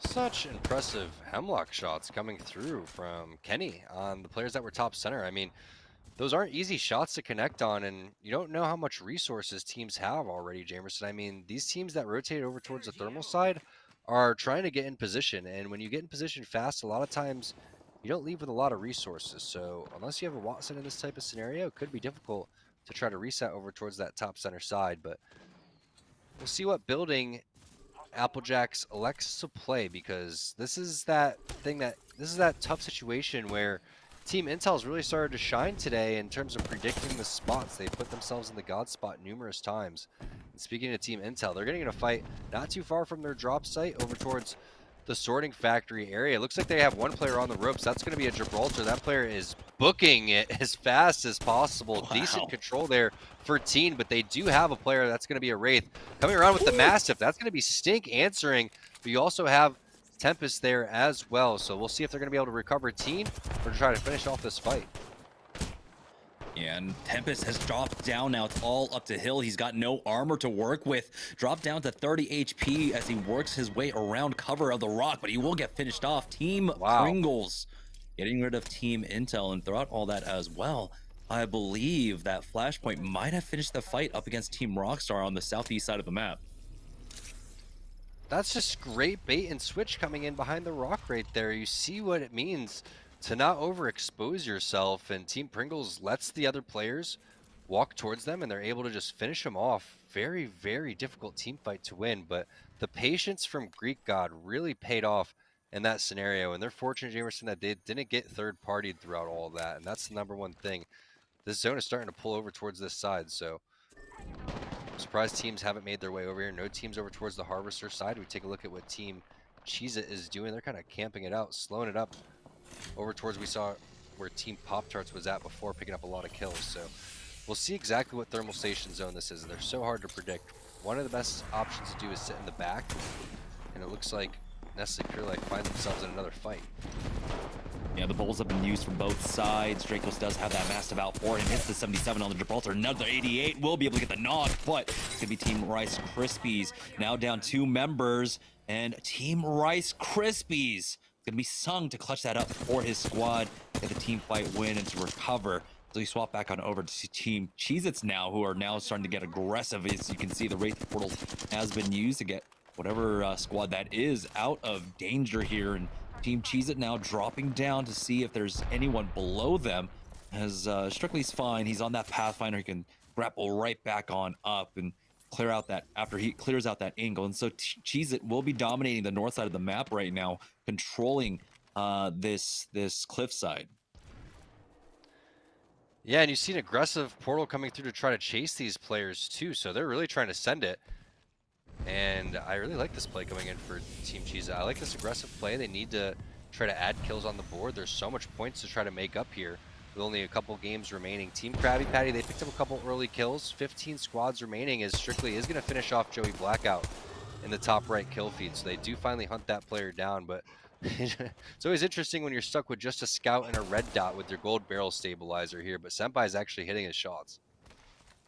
Yeah, he's got that blue mag as well, giving the additional shots to follow up right now. Always Senpai with the Eva 8 out now, starting to give chase to this squad as they do get scanned up. And so they continue to push up on the top of Banana here and really try to cut off this team before they make their exit. As always, by holding the angle at the door, spotted one out through that window, but he will continue to advance now. AMG in a fight up against Team Cheese It. Team Cheese is already losing one. That's Nades to go down now. They push forward here. Oh! As they do trade back, but Nades will get finished off. It's all up to Hambino as he's just going to run away from this one. AMG will be happy with the position along with the loot, and so they do not give chase to the final member of Team Cheese It. What a great play by Decoys, sliding through with the unexpected massive damage and doing some serious work right there. Nice job. AMG has been so impressive today, and they're continuing to try to make their way over towards the top 2 to place in the money, but there's all hell breaking loose all over the map. That's going to be a Qualix drop into Applejacks as they take one of these popular spots to hold down. A lot of zones end over here, but not today. That one's not going to pull. Definitely going to be more towards the center of the thermal side, maybe over towards the back. Can't wait to see if we can get an actual scan to find out where this one's going to pull. But we're on board with the kill leader right now, Sung on that Pathfinder with 4 kills, trying to wait for these players to come around the corner. Interesting combination, eating all of the heavy ammo on the map right now, rocking the flatline and the Hemlock. You got to see what he could do with that flatline, though, when he's hip firing into close range. Does so much massive damage. As it looks like they're just changing up positions here. It's Sung now up on the front lines for his team, keeping an eye on the zone. They've got plenty of real estate to work with, but with someone encroaching upon it, need to make a move to try and maybe force them out for now. Sung setting up the cross angle now, going over towards the balloon. Doesn't spot one quite yet, but this is an important angle for them to hold, as he is doing a good job of gaining valuable information for his squad, as the rest of his team are just doing an even fantastic job of just clearing out their back, making sure there are no rats behind them. Of course, they don't have that Bloodhound, the luxury just to scan and know that you're safe from behind. Yeah, they're trying to play a little bit more of aggressive combination with the Pathfinder, also trying to utilize the zip lines and height. Maybe they'll be able to pull something off here, but the team top center is focusing on them, so that's a difficult situation. However, Sung does have what I think is the best scope for the Hemlock, which is the 2x. So if anyone gets in that range where they were pinging kind of right in front of him, he's going to have a perfect line of sight to be able to rip these players apart, and then Bird's going to immediately send it with the bubble. Keep in mind, Rice Krispie Treats is no joke. These are ALGS champs from the Autumn Circuit, so they know what it takes to go and win. It's just a little bit difficult right now for them to try to rotate over from this thermal side. Again, coming from the edge, not able to hit those scans. It's really going to be up to Sung to try to hit some big shots. Yeah, it's Team Pringles that are going to work to try and gatekeep them here, as they do back away from that angle for now. They themselves have to be careful of their backs, as defensive bombardment was used, and so they give them some well-earned, well-deserved space now. As it looks like Hyarka is still alive for Team White, was able to finish off Hambino on Team Cheez-It. So one rat taking out another. And at this point, the action should slow down a little bit as we get a better idea of where this ring is going to start to pull. You're seeing those pings going on over to the train platforms. Train platforms would be solid, but I'd be so shocked if it was going to be the same zone that we saw, I believe, Team Cheez-It locked down with the win. But you could see in the top right, 13 squads alive. These thermal zones start to get fairly brutal very soon as everyone starts to make the rotation over towards the edge. It's another popular spot over towards the tree rotation above where these train tracks are. They have the perfect flank. Look at Stunny, knows this bubble is going to disappear. Portal's right there too, which he knows they're going to be camped around. And there's the shots, the spray from behind. Casellos is going to drop. Sleepy Panda's going to pick that one up. But Stunny with a great sneaky flank. Yeah, they're starting to push forward now as the bubble is used on the other side, as they hear the port being used, turn back around. Not able to get that thirst, but here we go, pushing up with that zip line now. It's Bird on top. He has the Mastiff out. Has to be careful as he's getting shot from behind by another squad. The charge rifle shots you saw coming in. And there it is. They finish off Krabby Patty Formulas. It's like Greek God to go down as well as Team Pop-Tarts on a fight here on the north side of the zone. They've got to do this quickly. 20 seconds. They lose out on Fat Fruit Ninja inside the bubble. Lucas is cracked, but they push in together. 2v1 to finish that one off. they have just enough time to recover here, along with that scan coming out from Blight, to watch their back. Sung has gone down, though, to Rambo on Flashpoint. We would swap back on over to Team Rice Krispies, as it looks like it's just Stunny here, getting the res, using that knock shield for extra cover on Sung. They will be able to heal up. Where's the other team to try and push? It looks like Team Razor are getting involved as well. Sleepy Panda, we saw, stealing one of the kills from Team Rice Krispies, so they have to be relatively close in the area, but Team Rice Krispies will be able to fully heal up. They got that fast res as well coming out now. Team Razor pushing down from the high ground here. Good thermites out from Zera. Tricky, as he will get the knock onto Decoy's forward. He gives up his life, but there is the port coming out instantly from Hakulo to get him to safety. And Hakulo's even going to drop down to help finish that fight. So that's just heads up scenario Apex being played, but the portal ends up grieving him back down low. Rice Krispies unfortunately not in position to go and capitalize on that one, but what a heads up play there by Hakulo. Perfect timing. That's what you want to see from your Wraith. You never want to have to tell your teammates exactly how to play. Sometimes they're not paying attention and you have to call that one out, but not Team Razor, not Hakulo. Again, not only finishing that one off, but getting back into the fight, and they'll be able to safely hit that res. But there's so many boxes in here for Team Rice Krispies that they don't even know what they want to grab. Yeah, and there was an opportunity, as I believe Team Razor actually lost one more to a Kraber, but no thirst yet, and so they are still up as a full 3 as Pop-Tarts find themselves in another fight here on the north side. Mecha has gone down along with the Vazor, and so now in the 3v1, Pop-Tarts, they're going to start off, or they're going to try and finish off this game the way they started this entire series. It's hyper aggressive, continuing to push the team fights now as they drop on in. Joey Blackout has gone down with the Impulsive Dream. This is a completely different squad as well, and they just roll through them. And that was not what I was expecting at all. Joey Blackout, Z Davis, and Impulsive Dream, they're a decent squad. They don't get rolled over like this, but Team Pop-Tarts, they just did that. This is huge for Team Pop-Tarts because now they've cleared out a majority of their backside so they can rotate for free. And just at the edge of where they have to come out to is going to be what's in the zone. So this is the team that they have to worry about is Team Razor. Hopefully for Team Pop-Tarts, Razor's going to elect to rotate a little bit further in and doesn't decide to kind of play the edge right here. But it looks like they know a little bit of this rock is going to be in. So we'll elect to see what Razor does. And this is what's so crazy about Apex is this huge butterfly effect and what's going to happen for the rest of the game because 4 squads are remaining and there's no way Team Razor could predict exactly where Team Pop-Tarts is going to rotate from. And instead of coming through the train tunnel, they elect to go over towards the side and try to contest for the high ground. Now they do have the high ground to work with, but right now they're just going to elect to play the low.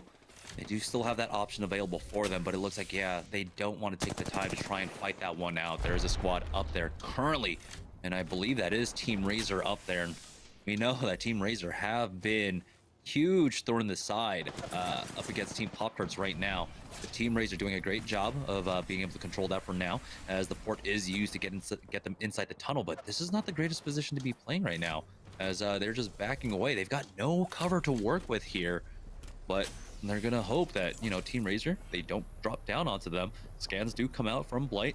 They give them full information. It's 4 squads remaining here, so it's very dangerous for any team to actually take a fight, though. Ooh. That Fruit Ninja taking a lot of zone damage there as they are just with a sliver of the tunnel inside the ring right now. It's so funny when you watch these two teams or 2 players, excuse me, work back and forth and be like, I don't know, I kind of like where Blight's at. I'm not going to lie to you, Fat Fruit Ninja, you're kind of on your own over here. Rice Krispie Treats, though, hasn't spotted out where they were and instead is distracted by these teams over towards the side. So this is great for Team Pop-Tarts. His Sung, with his 6 kills, going to make his way on over towards the roof, laying down some serious damage with that Hemlock and that gold barrel stabilizer. Curious to see which team's over towards that platform and where Team Razor elects that they want to go and play from, because we do have 4 squads left, Jamerson, all full 3-man squads. Cancel that. They have one person trapped behind that box right now. Sung just giving up the ADS now just for the reload, but in a very precarious situation. You get nade down, goes to the peak, doesn't even shoot quite yet. Sung. Oh, it's So like much whack-a-mole flank over here. Stunny could flank this guy if they wanted to go and add pressure to him, but the problem is if that Bloodhound does hit him with the scan and he's making his rotation, his teammates could cover him. So nice little job by Sung, keeping him honest, making sure that he hits a couple of those shots over there. As now the focus going to be more over towards the north side. They realize Team Pop-Tart's not in a great position as they hear the shots. That Bloodhound, he's making his way across the map, but it's not going to happen. FNG gets taken out by the Hemlock there from Sung's. Nice job there with the burst fire, laying it down. But now we're starting to see where the zone's going to pull, and all action going to kind of break down now as we do have Pop-Tarts alive. I think it's Team Razor and Rice Krispie Treats. Now, Team Razor actually just took out Team Pop-Tarts just beforehand, and so it's going to be Razor, Team Rice Krispie Treats, along with BLT, I believe, that are still in the lobby as the third team now. Zero Tricky pushing up, and they will be able to finish off that last member of that squad, and so it comes down to a full 3v3. We got Reds versus Reds. We've got the gold armor as well on Mr. Haculo right now with that PK out. Mercy only is trying his best. He will get behind some cover right now as he does need to pop that bat. Almost cracked two players on the other side though, so that does slow down Team Rice Krispie Treats as Stunny's set up a nice angle for himself. Try to get that flank. Fortunately didn't do enough damage with it. Will back away as he does have that port if he needs to go back to safety here. We'll see if they can wrangle them out, try and wrestle them away from this corner now. GS Bird has the other cross angle set up. They're just going to go ahead and full try and push on to Stunny here, but he takes the port back. Great maneuvering coming out from either side, and this is just a standoff here, trading damage for damage. They're trying to pop those ult cells as well. The defensive bombardment might be the finisher here. They can force out the bubble early on from Zera Tricky. They could do massive damage to them now. We still have 20 seconds to go and another ultimate Excel going down for Zera Tricky, as it's just an ultimate Excel off right now, as both teams understand what the win condition is here. Stunny heals up along with Team Razor in this final 3v3. We've got 9 more seconds before the zone starts closing in such a tense situation here, as both teams, they're not going to have much cover to work with going into this next zone. They have the post, they have the defensive bombardments. It's going down.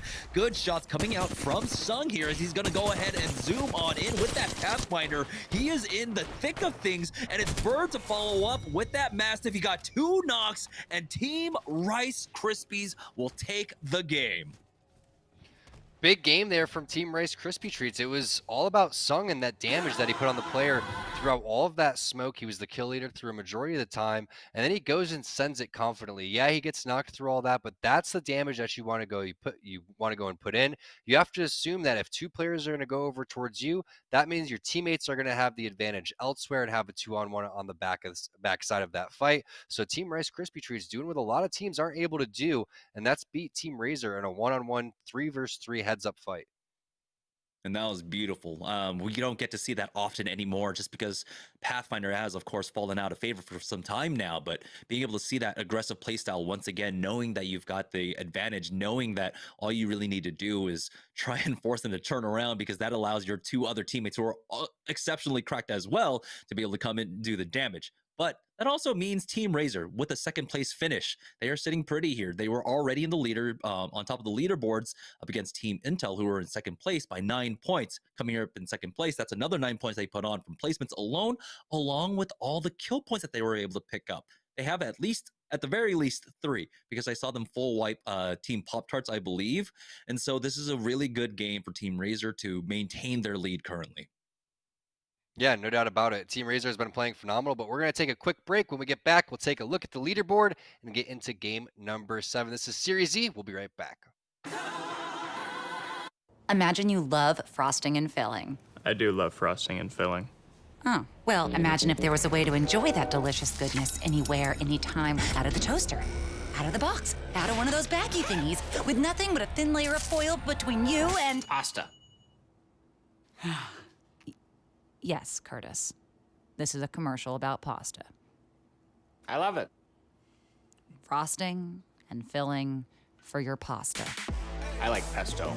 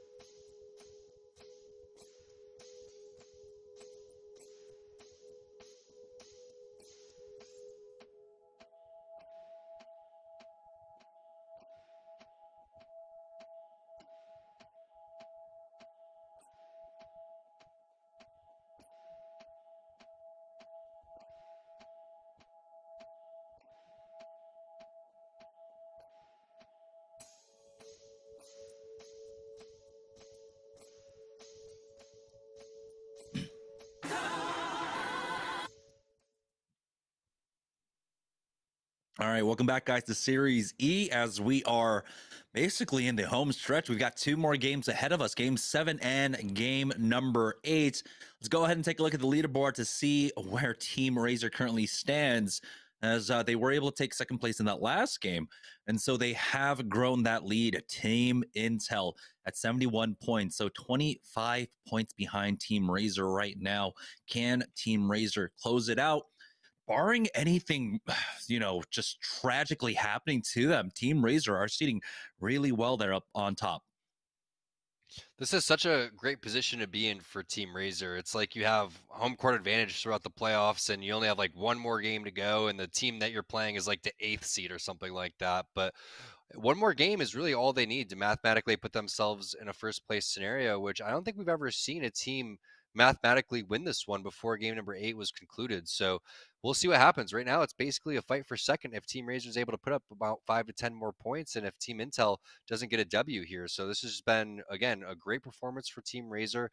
They're putting on a great show of all aspects of their game in terms of team fighting, third partying, being able to recover from fights, also just playing zones very methodically. So it's really just a testament to, again, how much they've grown throughout the time.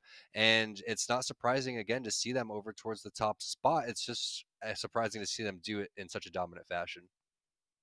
And we remember during the qualifiers, they were averaging at least 10 points per game. Right now, during today's game, they have averaged 16 points per game. So that is how consistent they have been so far, with 2 more games to go. We'll see if they'll break triple digits and secure this first place position here during Pop-Tarts week of all weeks. Now, it looks like, unfortunate for Team Rice Krispies. Even though they took that win in the last game, Bird, it looks like, was able to reconnect. Whew. Intense moment here in Series E history as the reconnect figure button did actually work. Oh my goodness. Double purple armors because of it. Purples. Bird knew what was going on. It was part of the strategy. He knows that if you lag yourself out, that you get rewarded with 2 purple armors. Everybody try it out next time you drop. No, don't do that. That's a horrible idea. But doesn't look like they're contested this time, and rightfully so. That team didn't really stand a chance. They didn't lose any HP throughout that entire time, and getting some awesome dome loot over here for the start for Team Rice Krispies. Yeah, so one more purple to go over to either Sunny or Sung. Picking up the blue backpack as well.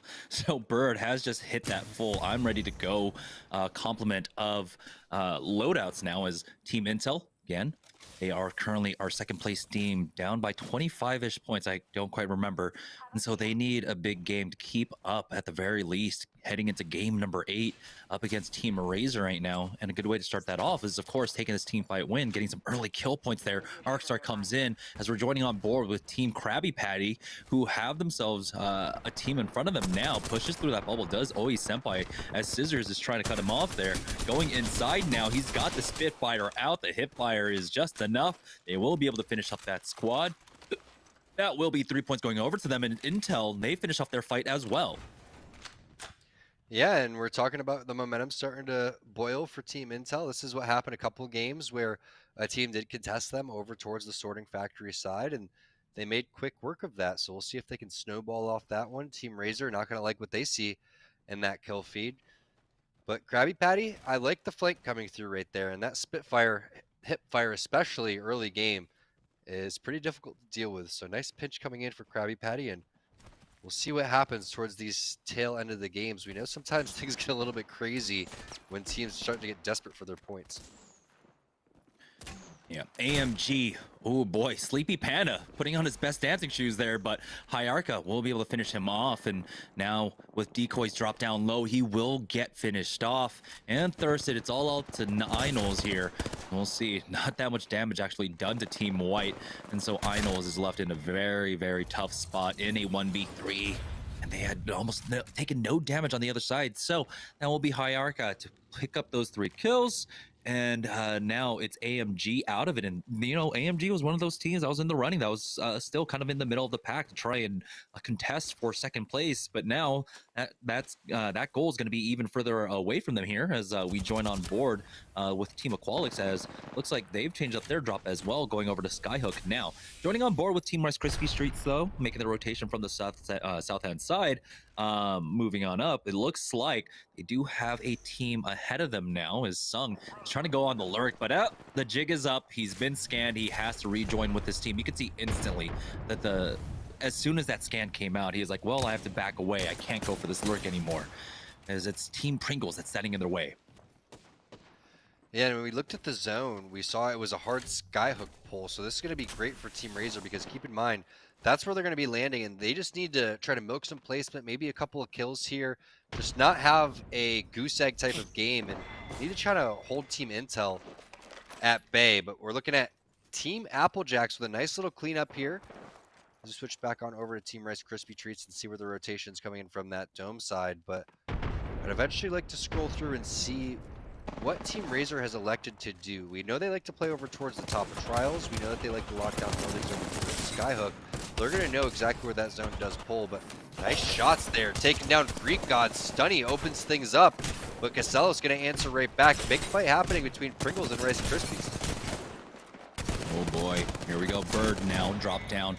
It's a very low HP, does have the backup of his squad, as they will finish that one off. And that was just such a weird standoff fight coming out from these two teams, Rice Krispies versus Pringles. It was just a lot of standing aim battles coming out from both sides. Now, here comes a third party. Never mind, we are up top to the north side, just south of Skyhook, as teams are trying to get into that position right now. Pop-Tarts already got the one knock on to one of the Path to Millions team members, as they've got this 3v2 fight. The scan comes out. You can see the Wraith trying to pull them out as the defensive bombardment has been used now. 13 connect coming out from that Mastiff, as they're just tanking the gas, as they need to recover here. As you can see, the medkit being used by That Fruit Ninja, but Blight and Lucas, as the two men are pushing up. That Fruit Ninja hasn't fully healed, but there it is, another knock, as Lucas will be able to pick that one up. And now they're fighting into the 1v3 here shortly. The port is right in front of them, and they can push in as a 3 if they want to, but they're not getting over aggressive. And I like that choice from them coming out, as they understand this is a rotation path where you're going to find a lot of people coming through. And oh boy, got a Reth trying to come in for that third party. Lucas has gone down. That's going to be Applejacks coming in for the third party, but they do answer back. Lion has fallen down. It's a 2v2 fight now. Applejacks versus Team Pop-Tarts here, as Blight trying to get into the bubble with his squad, but he elects to go ahead and back off to this portal here, as it was taken. He gets scanned, but now he has to reload. Takes no damage throughout all of that.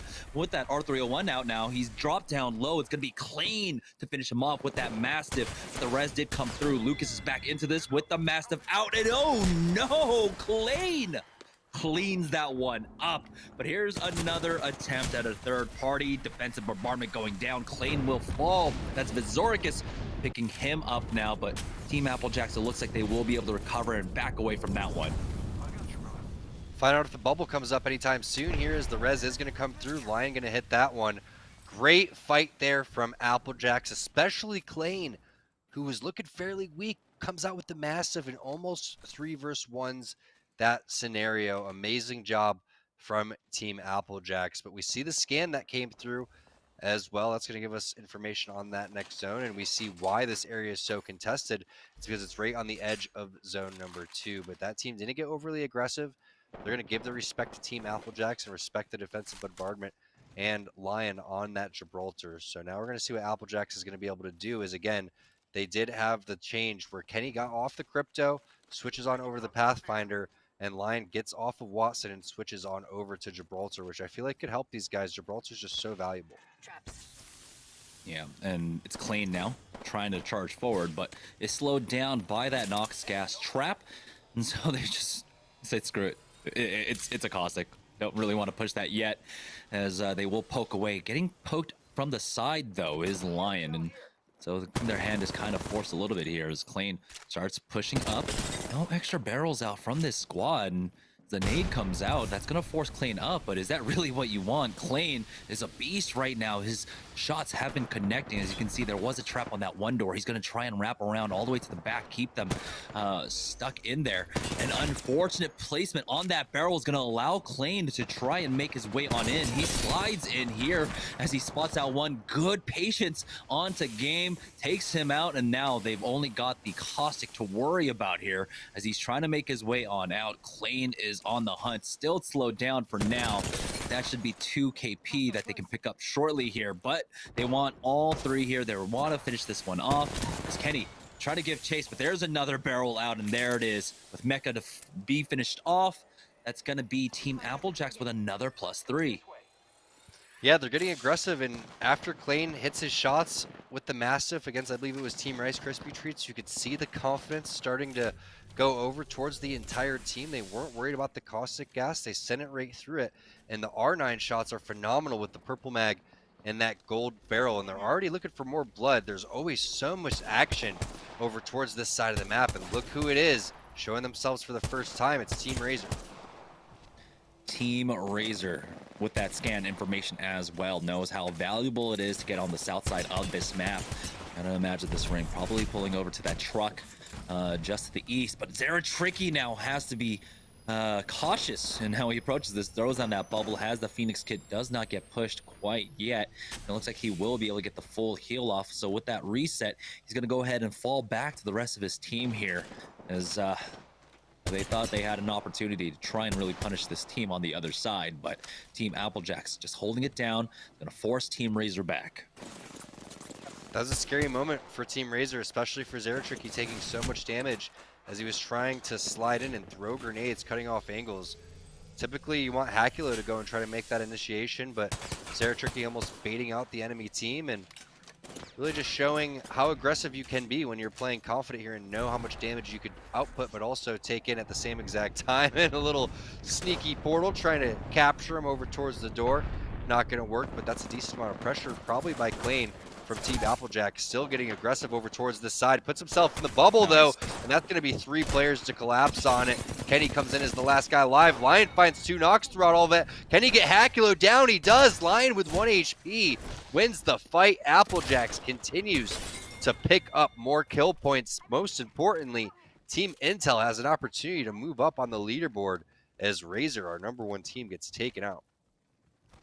They only got like 1 placement point there. I don't even know if they've got any kill points on that as well. And so, yeah, this is a huge opportunity, but Applejacks have, of course, been the recipients of another third party. That's Team Rice Krispies coming in, finishing off Klain, as now it's all up to Lion here to survive for as long as he can by himself on this Gibraltar. So a lot of focus on that area, and just so much fighting.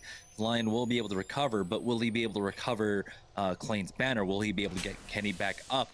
That's going to be so difficult now, as there is an opportunity. The ring is starting to pull south, as we saw from the scans. So he might be able to swoop in, grab these banners, and get out. But how long will this team just sit on the bodies? That's the big question.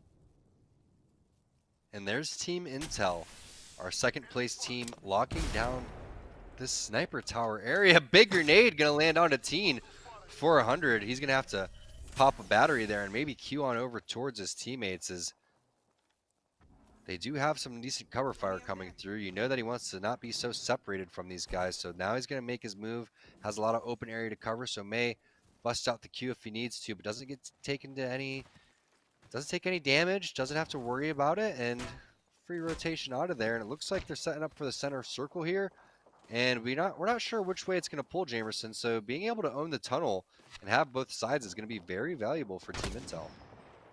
Yeah, and you saw how early they were holding that as well. Teen just trying to keep that high ground for himself as a full 3-man balloon comes out. Teen spots that out. The triple take shot hitting for the 72 on to 1. That's going to keep them at bay, but Teen is getting hit up himself, has to back away. They have the armor swaps ready as well for them to use, but it's just going to go ahead and heal up. He's got the generator down to heal that one up now, and so they do have to capitulate and give up some ground. I'm surprised that right now more traps haven't been set up by Tempest currently, but he should be shortly underway to try and set up those traps for himself and his squad. It's again regaining the ground here. The charge rifle shots out from Hill as the Q is used by that Wraith, and he will get the knock. That's going to be Rockstar losing Crummy during that rotation. Team Rice Krispies now, as they are charging forward here, as they are the beneficiaries of all this amazing loot. Red Evo along with the gold shield on to Bird. Sung gets cracked though. That was a big shot as Rakanishu does get finished off on Team Rockstar. Now it's Team Rice Krispies trying their best to keep the teams to their north at bay, keep this backside of the ring open for themselves as the nades and the defensive bombardment are being used expertly here. Now Stunny on the front lines with the R9, almost got the one clip on to him, and only the 13, but there we go with the backup of Sung. They get the knock, they continue to push forward, but they've lost Sung throughout all of that.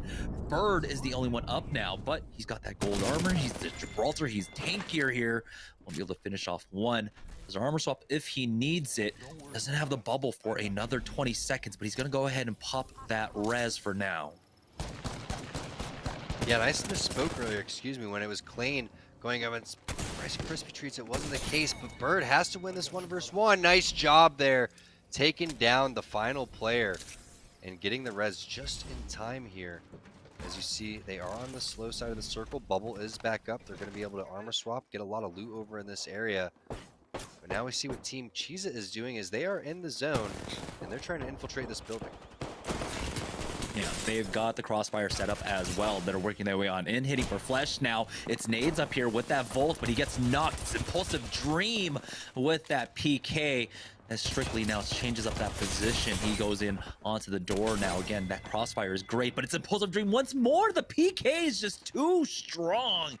As they will be able to survive, win that team fight, and get the res onto Joey Blackout. Nice job there by Team Superior putting it together, but oh no, Rambo is there. Kubsky as well, so two players going to get knocked. Impulsive Dream going to get finished, and Team Flashpoint in the vicinity at the right place at the right time. As we take a look at what's going on with Nestle Pure Life, Bambino down, res coming through from Draco's. You got to get your boy back up if you want to try to win this one. Remember, Team Intel still is locking down that tunnel area, and we know why, because this is pulling over towards that sniper tower where we do see a lot of teams locked down. This time it's going to be a Watson team, so I wouldn't be surprised if Intel finally made the rotation, as the zone did slow and cut off a lot of these areas that would help shoot the high ground out. But you love the play coming in from Dracos, knowing the scenario, knowing that they need Bambino in this end game if they want to win the game. That was a very risky res, but it paid off. Yeah, and they're just now trying to move away from the absolute low ground, and we'll have some angle to work with at the very least onto that tower and spawning out another team to their east. We're down to 6 squads. There's 2 players missing, so we might have a rat here in the lobby for now. As Dracos, with this triple take, it's still valuable to take into the late game for now. Here comes the scan out, as they note it's only 1, but it's still impossible for them to push. They have to cover so much ground just to get to the zip line, and then try to take that zip line with other squads. And so they're just going to hold this angle for now. Decent shots coming out from that triple take from Dracos, but Bambino is going to elect to use that bubble early on. And, you know, luckily for them, they'll have it back up for the rotation, but the timing on it is going to be very tight. So a lot of teams could be looking to focus them down because they know that the bubble is down for now.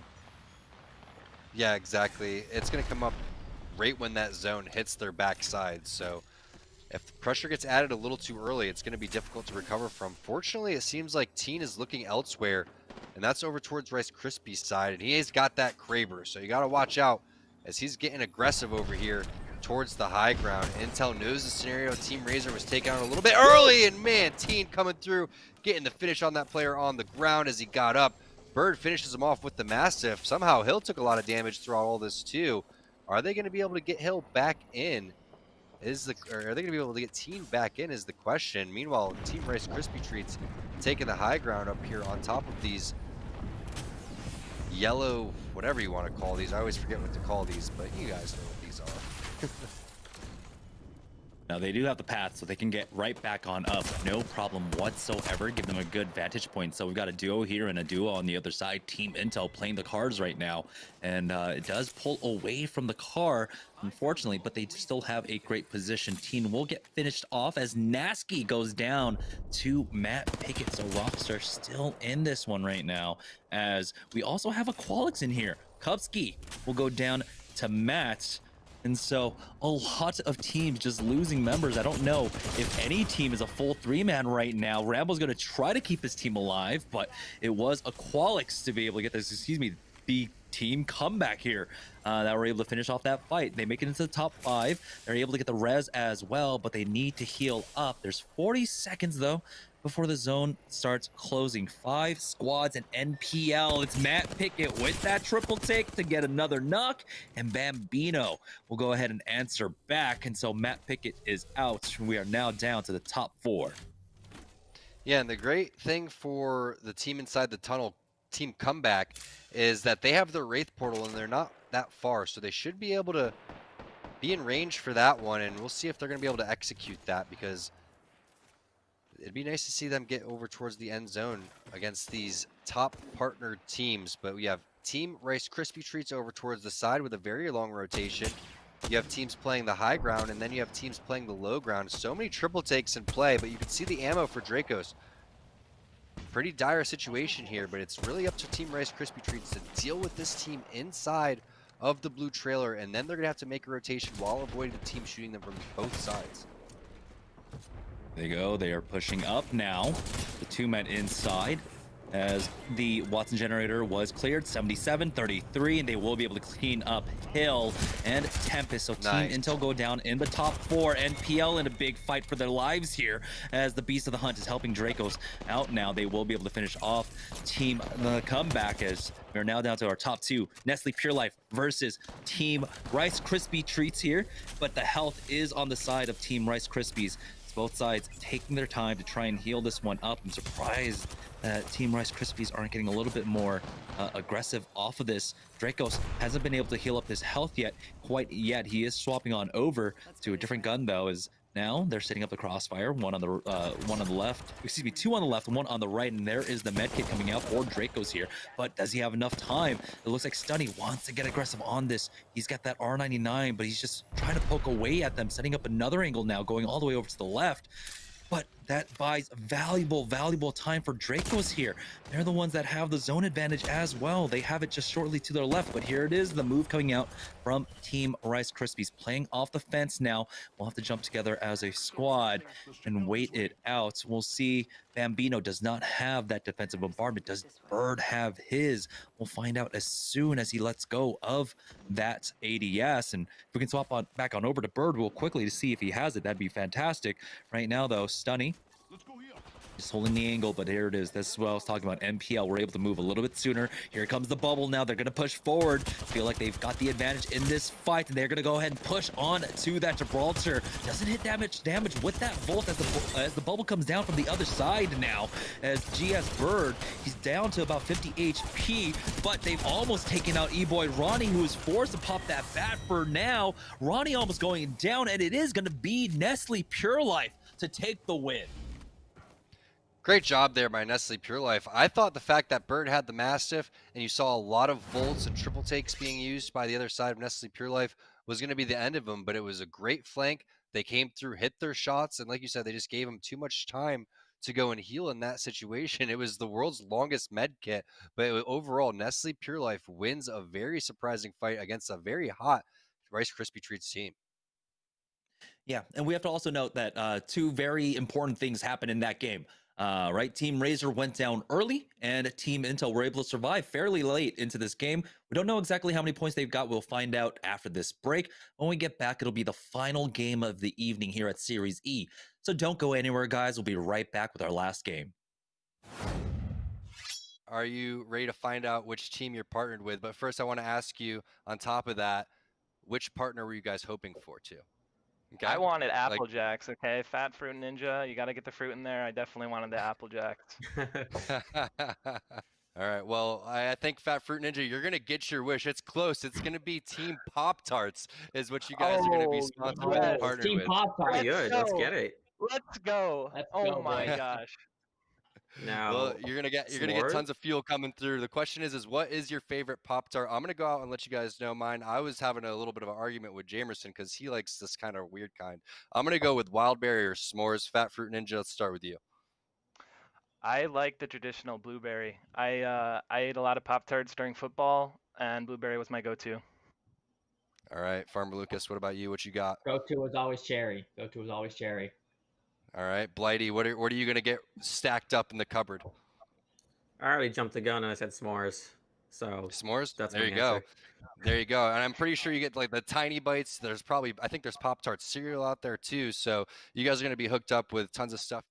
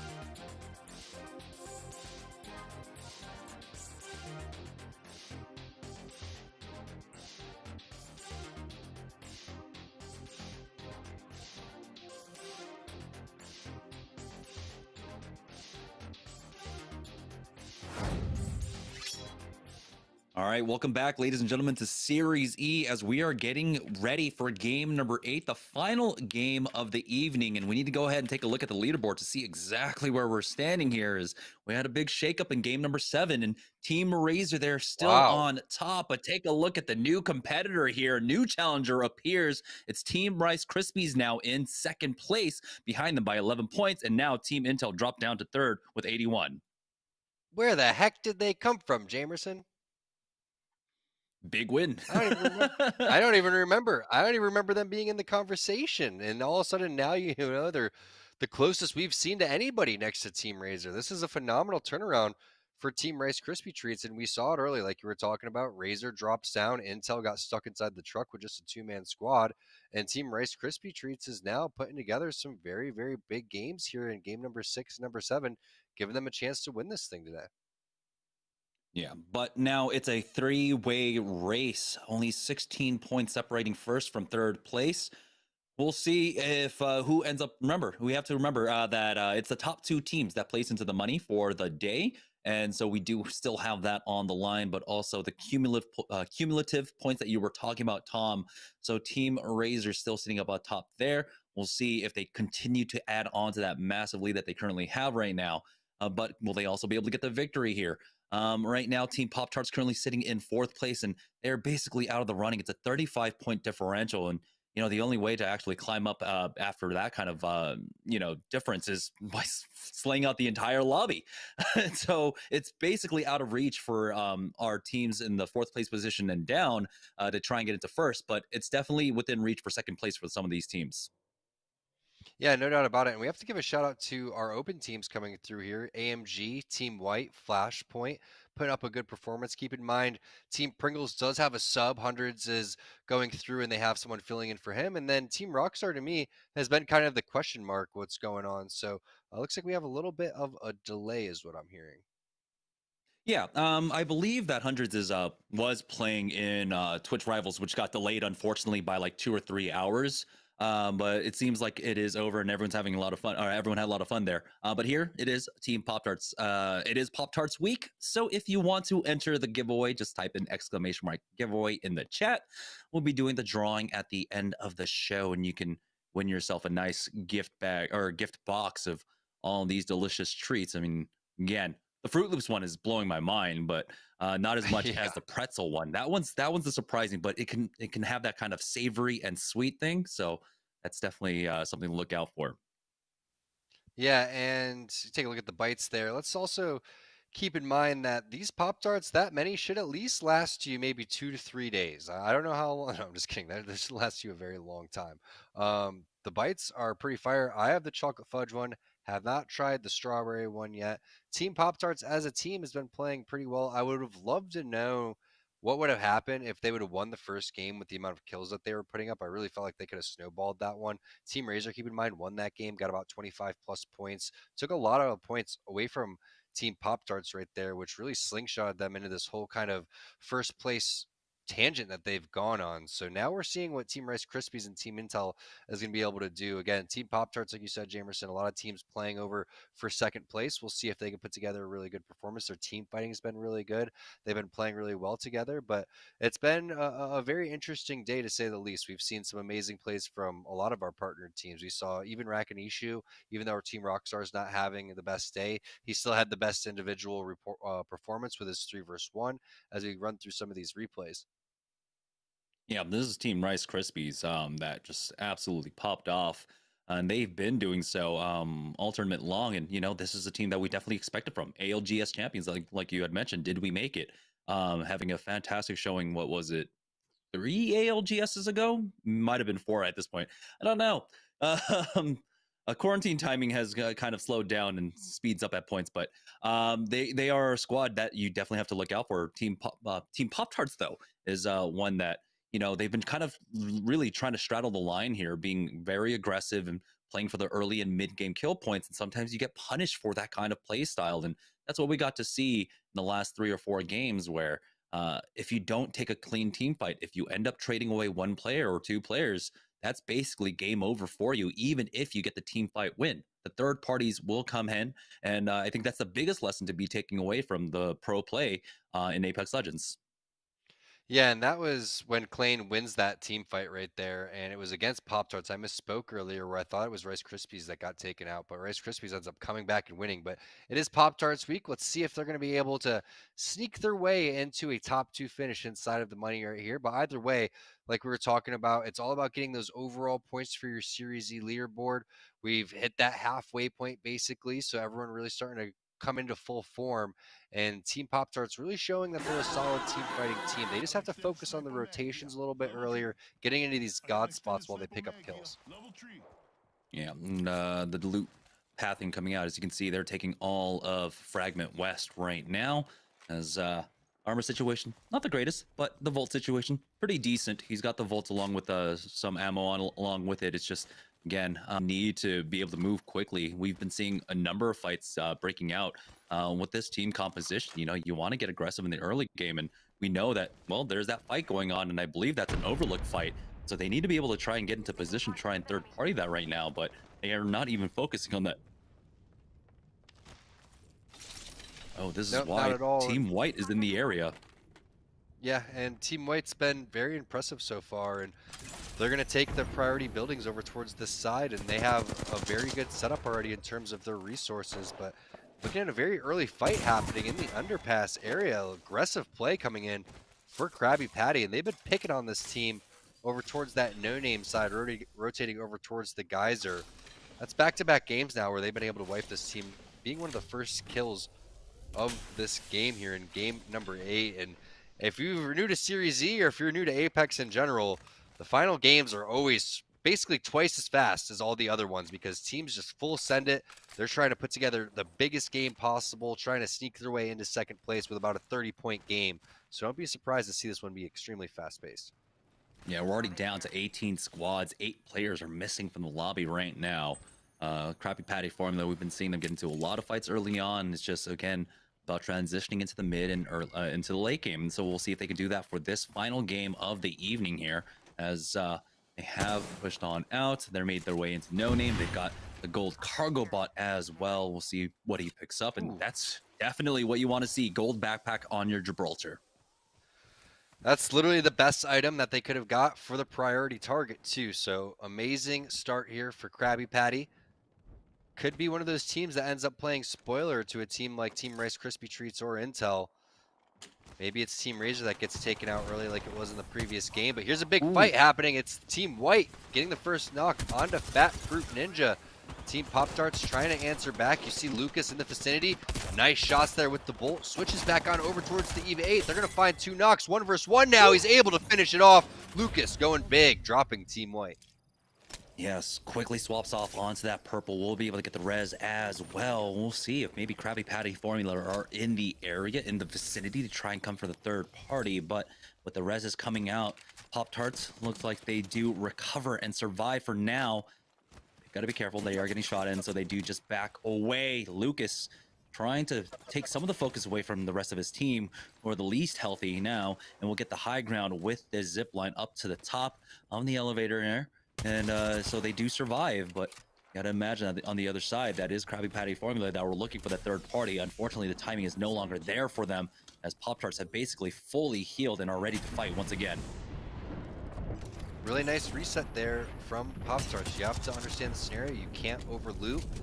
Not only that, you have to have an escape plan, a rendezvous point to go back towards, and they elect a very nice building with the high ground. So they're able to kind of bait this team into potentially going for the loot that's on the ground in the middle of the street there and using some extra resources. There's the scan coming through. Blight, nice timing on that one. Pops the Beast of the Hunt through all that. A couple of cells going to be used. Bubble going to be popped over there for Fat Fruit Ninja. You can see everybody healing up for Team Pop-Tarts because the initial damage that just came through. But there's the push from Team Krabby Patty. You can see in the picture-in-picture, medkit being popped over towards the bottom right. High ground here for Team Pop-Tarts. Krabby Patty electing to take the low ground, got pushed off over towards the roof. But the longer this fight lasts, the more likely both these teams asking to get third party. You see the scan revealing only 3 hostiles detected. So we'll see what happens here with Team Rockstar. If they get aggressive over towards that portal, it'd be suicide. Pickett just going to fence that one off. So we're going to have to keep tabs on that Krabby Patty. There it is. Krabby Patties and Pop-Tarts going back at it if we could hop over to that fight. Yeah, they trade away. Oi Senpai getting Blight. So it's down to a 2v2. Pop-Tarts, they lose one more. Fat Fruit Ninja was just a second away from finishing off that bat. And now it's all up to Lucas once again, as he's going to try and cover the door here. As he's getting knocked down, he gets 1 cell off. We'll pop that Q to get away. But again, it's a 1v2 as Oi Senpai will finish off Blight. Lucas doesn't have much more HP, and he gets swung on by that path. It's going to be Yubin to finish him off, and Pop-Tarts will go down. They don't even make top 15. So now it's a 3-way race there up at the top. As, oh boy, they're taking a lot of damage. Here comes the third party on, well, the 5th party, I guess, onto Krabby Patty formula as they do make their way across the zip, but they still need to recover Scissors. We'll see. Scissors is basically in no man's land on the opposite side of the lava right here, so maybe better just to try to play his tag since you do have that res point there. But the world's best crawler apparently as he makes his way over towards the tunnel area, and now you're going to see Euban put down a zip line, so he's going to be able to cover the high ground as the bubble res is going to come through. Remember that he did have that gold bag that he picked up, but a little bit too aggressive there as Euban going to get knocked there by AMG. Scissors electing to put away that grenade, and they're going to back off. So while you do want to cover your teammates, Euban just got a little too excited about taking that team fight, and now it's just one rescue after another as Krabby Patty doing whatever they can to keep their teammates alive and stay in this game. But AMG says no. Decoys with the spray on that Watson, just too strong.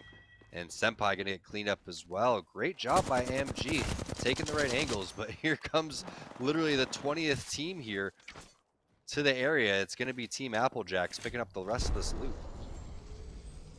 Man, Lion will be able to bat up here, and looks like AMG will be safe off of this.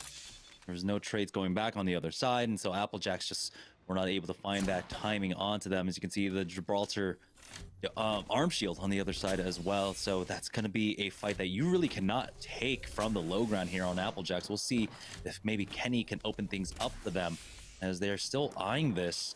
As we got one zip line to go up as well, but it seems as though AMG are trying to back away from this spot as good damage comes out from that flat line. But again, it's about trying to get up to the high ground here. The port has been used to get them into the building at the very least, but Lion takes a lot of damage from on outside. Kenny is forced to try and heal up again as Lion now is forced to use that bat. Playing on the outside with that EVA 8, hitting for the 14s, gets the 49, knock onto Decoys here, and instantly you can see the rest of Applejacks are ready to pounce, regrouping on that bubble as Klain gets the thirst, gets the armor swap, and he's right back into this fight. They got the knock onto Einol's, and there's only one left on AMG as we swap on over to Team Intel, who have themselves in a fight up against Team I believe that's Team Rez, and Tempest once again with that Mastiff clutches up big time for his squad, and Hill will be able to get the Rez onto Teen.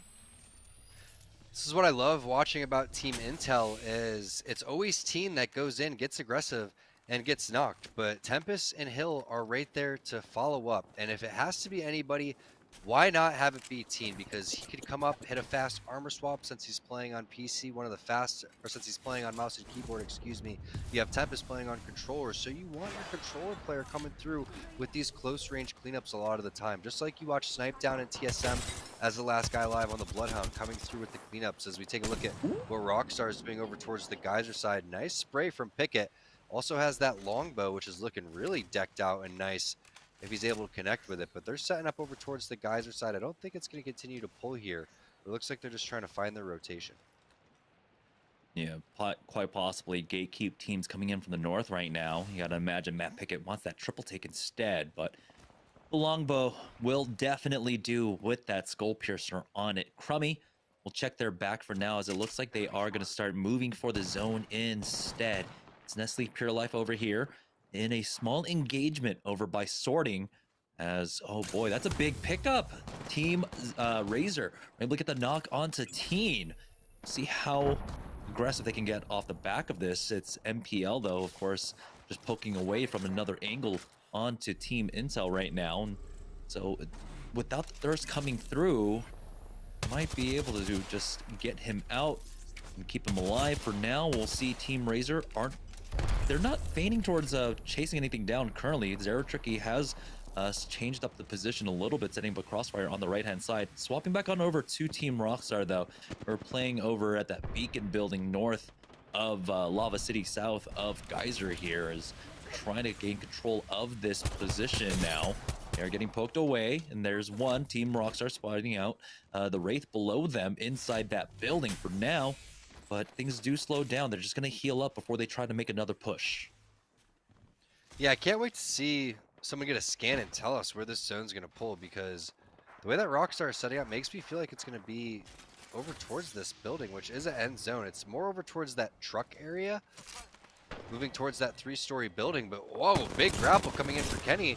Looks like he's trying to save his teammate who got taken out. You saw it was Klain coming in with the cleanups there in the knocks. So nice job leading out the rest of the team, but he did get thirsted throughout all of that. So maybe they're going to be able to get a res. Looks like the one in the back of Geyser Jamerson may have been taken already, which is super unfortunate.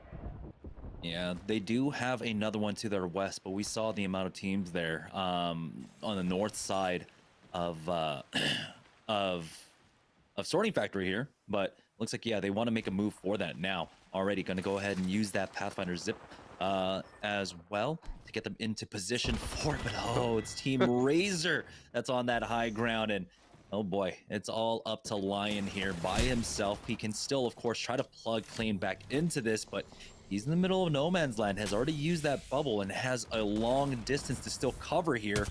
Decent coverage behind those rocks, but as he tries to make his way uphill, Mercy only has been doing such a fantastic job all series long, is just laying out the damage. As you can see, Hakulo now getting aggressive as well. The bubble, excuse me, the port is going to be used. Here's a scan. Intel's out. And Team Intel is out. Team Nestle Pure Life will finish them off. Yeah, Nestle Pure Life with a big win. Meanwhile, Mercy only is going to finish that one off as we take a look at what's going on with Cheez It. They're getting into a little skirmish there. Crummy going to drop, and Rakinishu going to drop as well. So Team Cheez It getting the better of Rockstar so far. Now it's left to Matt Pickett in the 2 versus 1. Not sure exactly where he's located, but this is going to be a tough scenario because I'm not sure if he's going to have the time to get the reses off right here, because Strictly could just hit a grapple wherever he wants if he gets a sound cue. Instead, looks like he's going to chuck a grenade over towards the players on the ground, hit that grapple over towards the high ground, and try to figure out exactly where Pickett could be hiding. Is he hiding behind one of these players on the ground, or is he taking the high ground? Looks like Pickett elected to go over towards the roof, which means you're going to have to hit another grapple over here, and now it's a 3 versus 1 scenario. And they're cleaning up the players on the ground, so they secure the kill points, but not only that, those players are no longer able to ping exactly where the members of Team Cheez-Its are. So huge fight happening in a very important building here, and only 9 squads alive. Yeah, when you're knocked, you're basically just a budget Bloodhound queue at this point.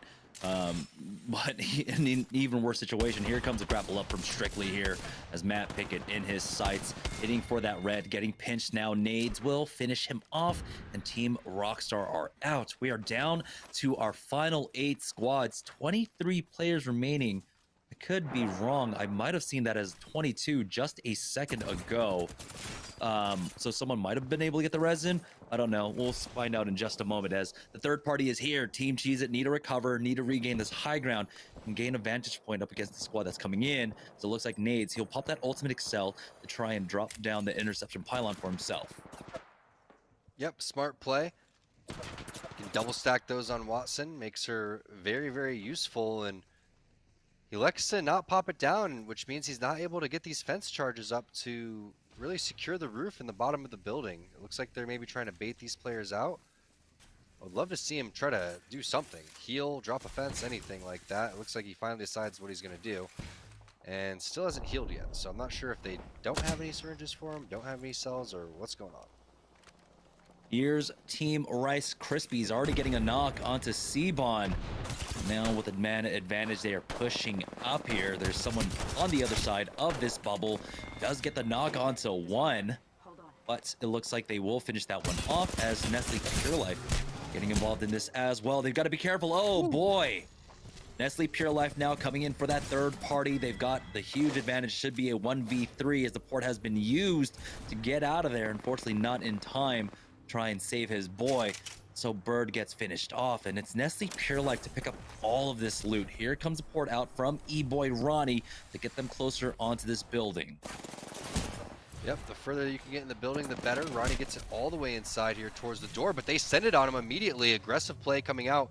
Bambino's still just baiting behind this rock. Not sure if they're going to continue to send it onto Ronnie. They get the knock. It's going to be sung with the Hemlock. Draco's just baiting over towards the side. This is your opportunity right now for Team Rice Krispies to not only get these kills, but to try to secure the banner and get the res back over towards the dome side. But instead, the pressure doesn't come through. The scan backs these guys off, and Sung is going to elect to heal instead, so they don't get the banner quite yet. And if they're able to, they may be able to hit a res. as Sunny's doing whatever he can to try to hold these guys off. Barely makes it past the portal. You know NPL is going to want to continue to get aggressive, and they do. They go and hit that portal.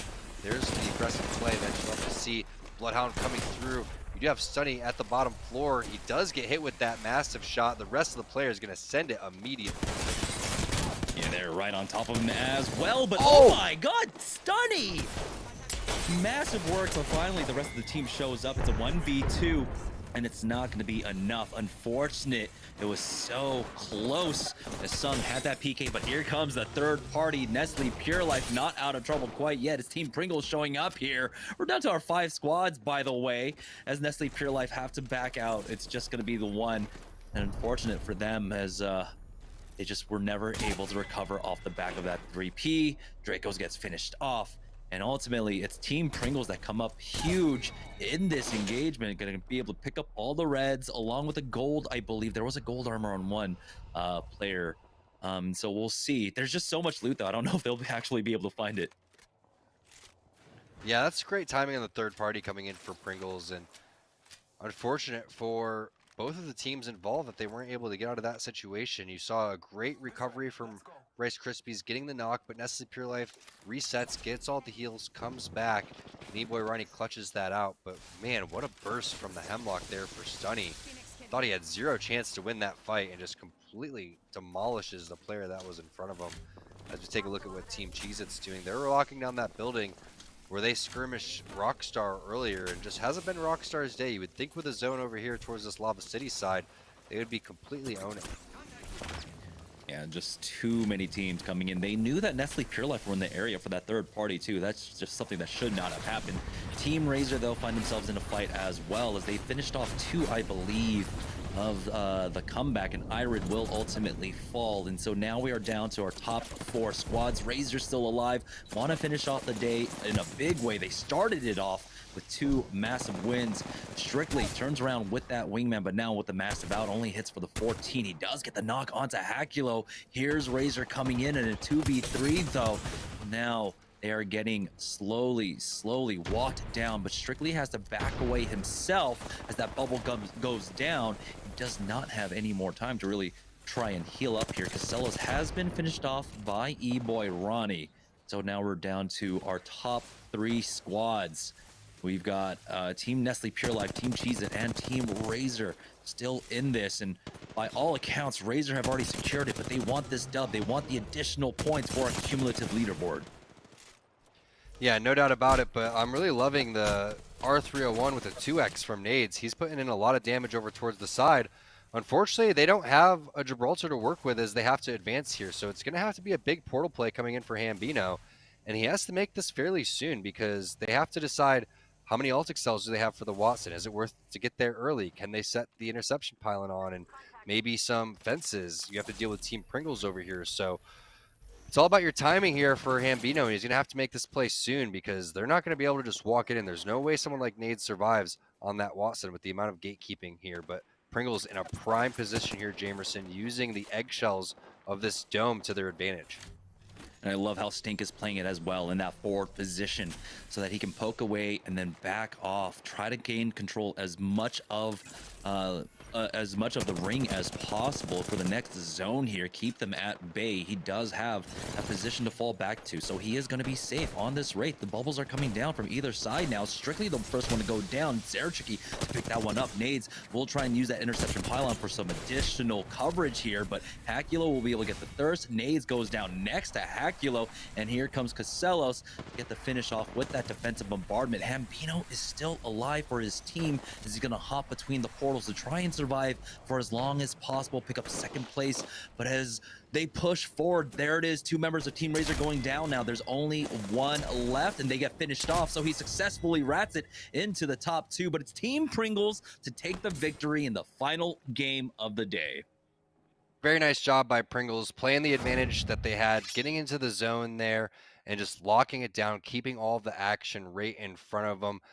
A phenomenal way to end that one, especially when they have a sub. So I know Hundreds is over there watching that one, pumping up his team.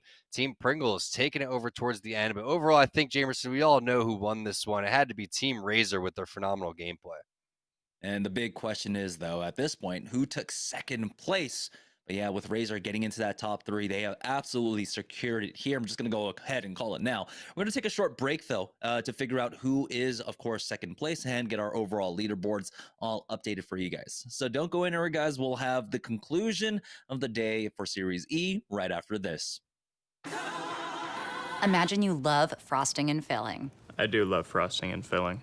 Oh, well, imagine if there was a way to enjoy that delicious goodness anywhere, anytime, out of the toaster, out of the box, out of one of those baggy thingies, with nothing but a thin layer of foil between you and... Pasta.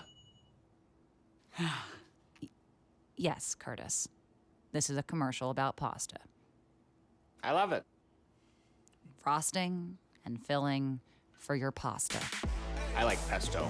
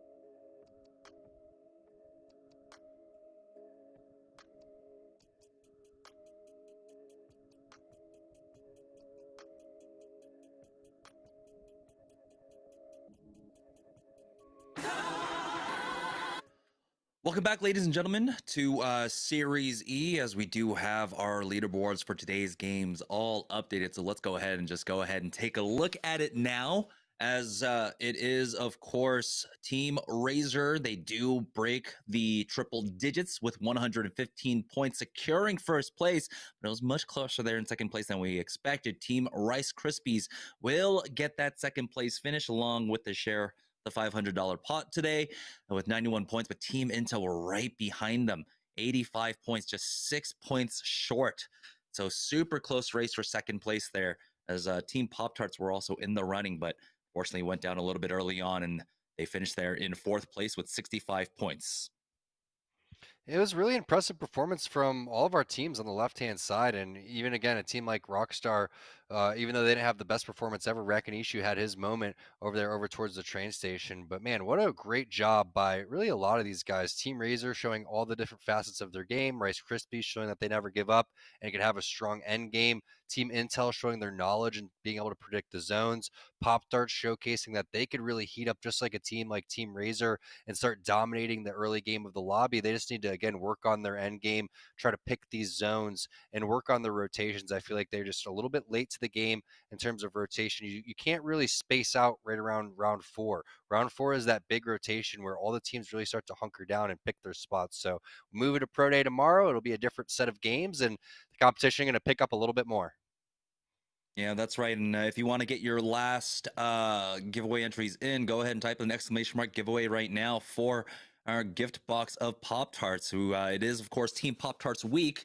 So we've got a lot of goodies to give away. And so get those in. And of course, yeah, just walk away with some snacks. That's a pretty sweet giveaway, to say the very least, at this point for Team Pop-Tarts and for Pop-Tarts week. But I think, like you said, it's been a great day to see the kind of adjustments that the teams have been making. We're seeing constant growth coming out from a lot of these squads. We're seeing them perform well with this kind of experience that they're picking up. I mean, this is the best practice you can get in North America right now.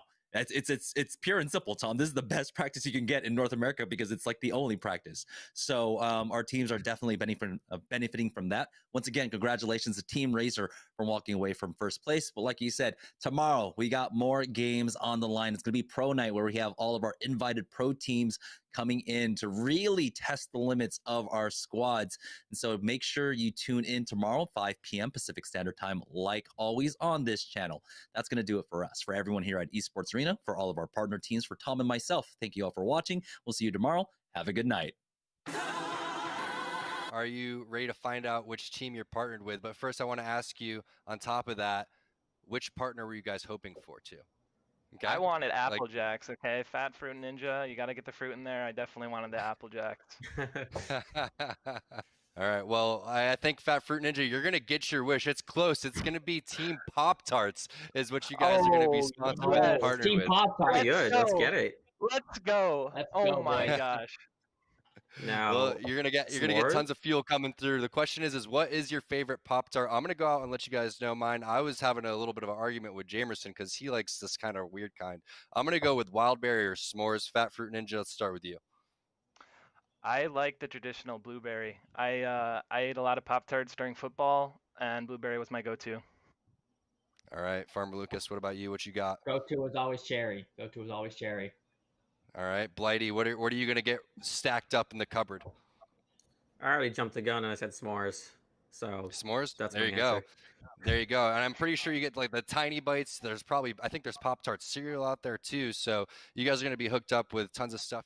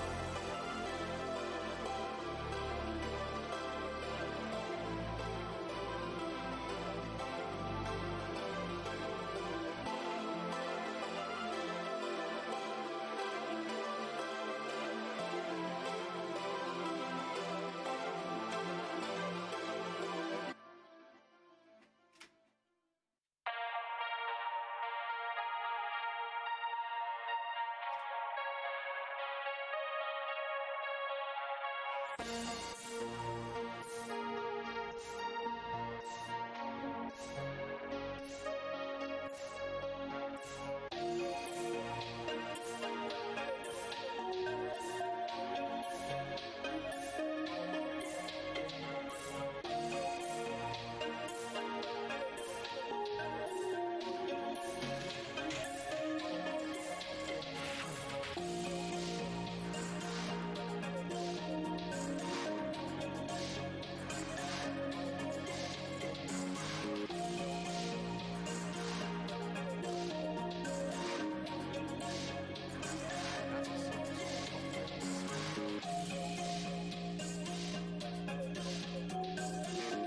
well,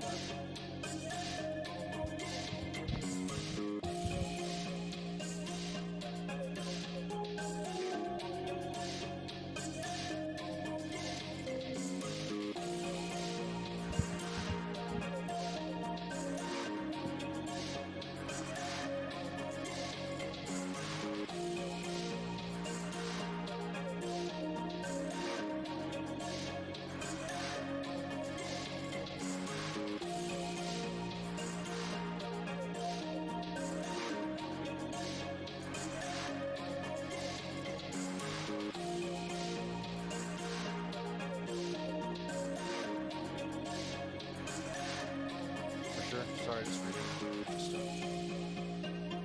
Are we having problems connecting like earlier?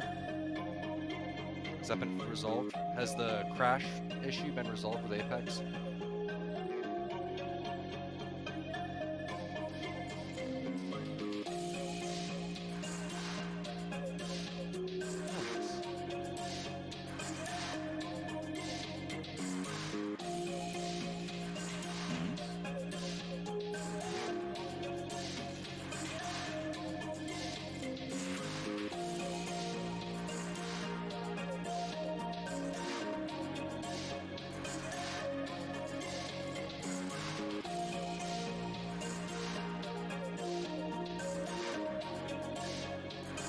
How long do you think it will start?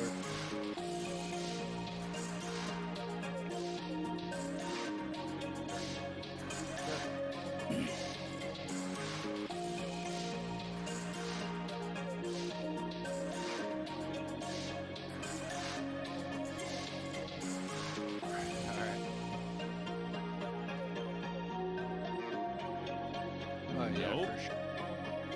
No, I'm trying not to eat them all. I gotta stop, man. I just got back from the gym. That's why I'm a little late. I'm trying to live a healthy lifestyle.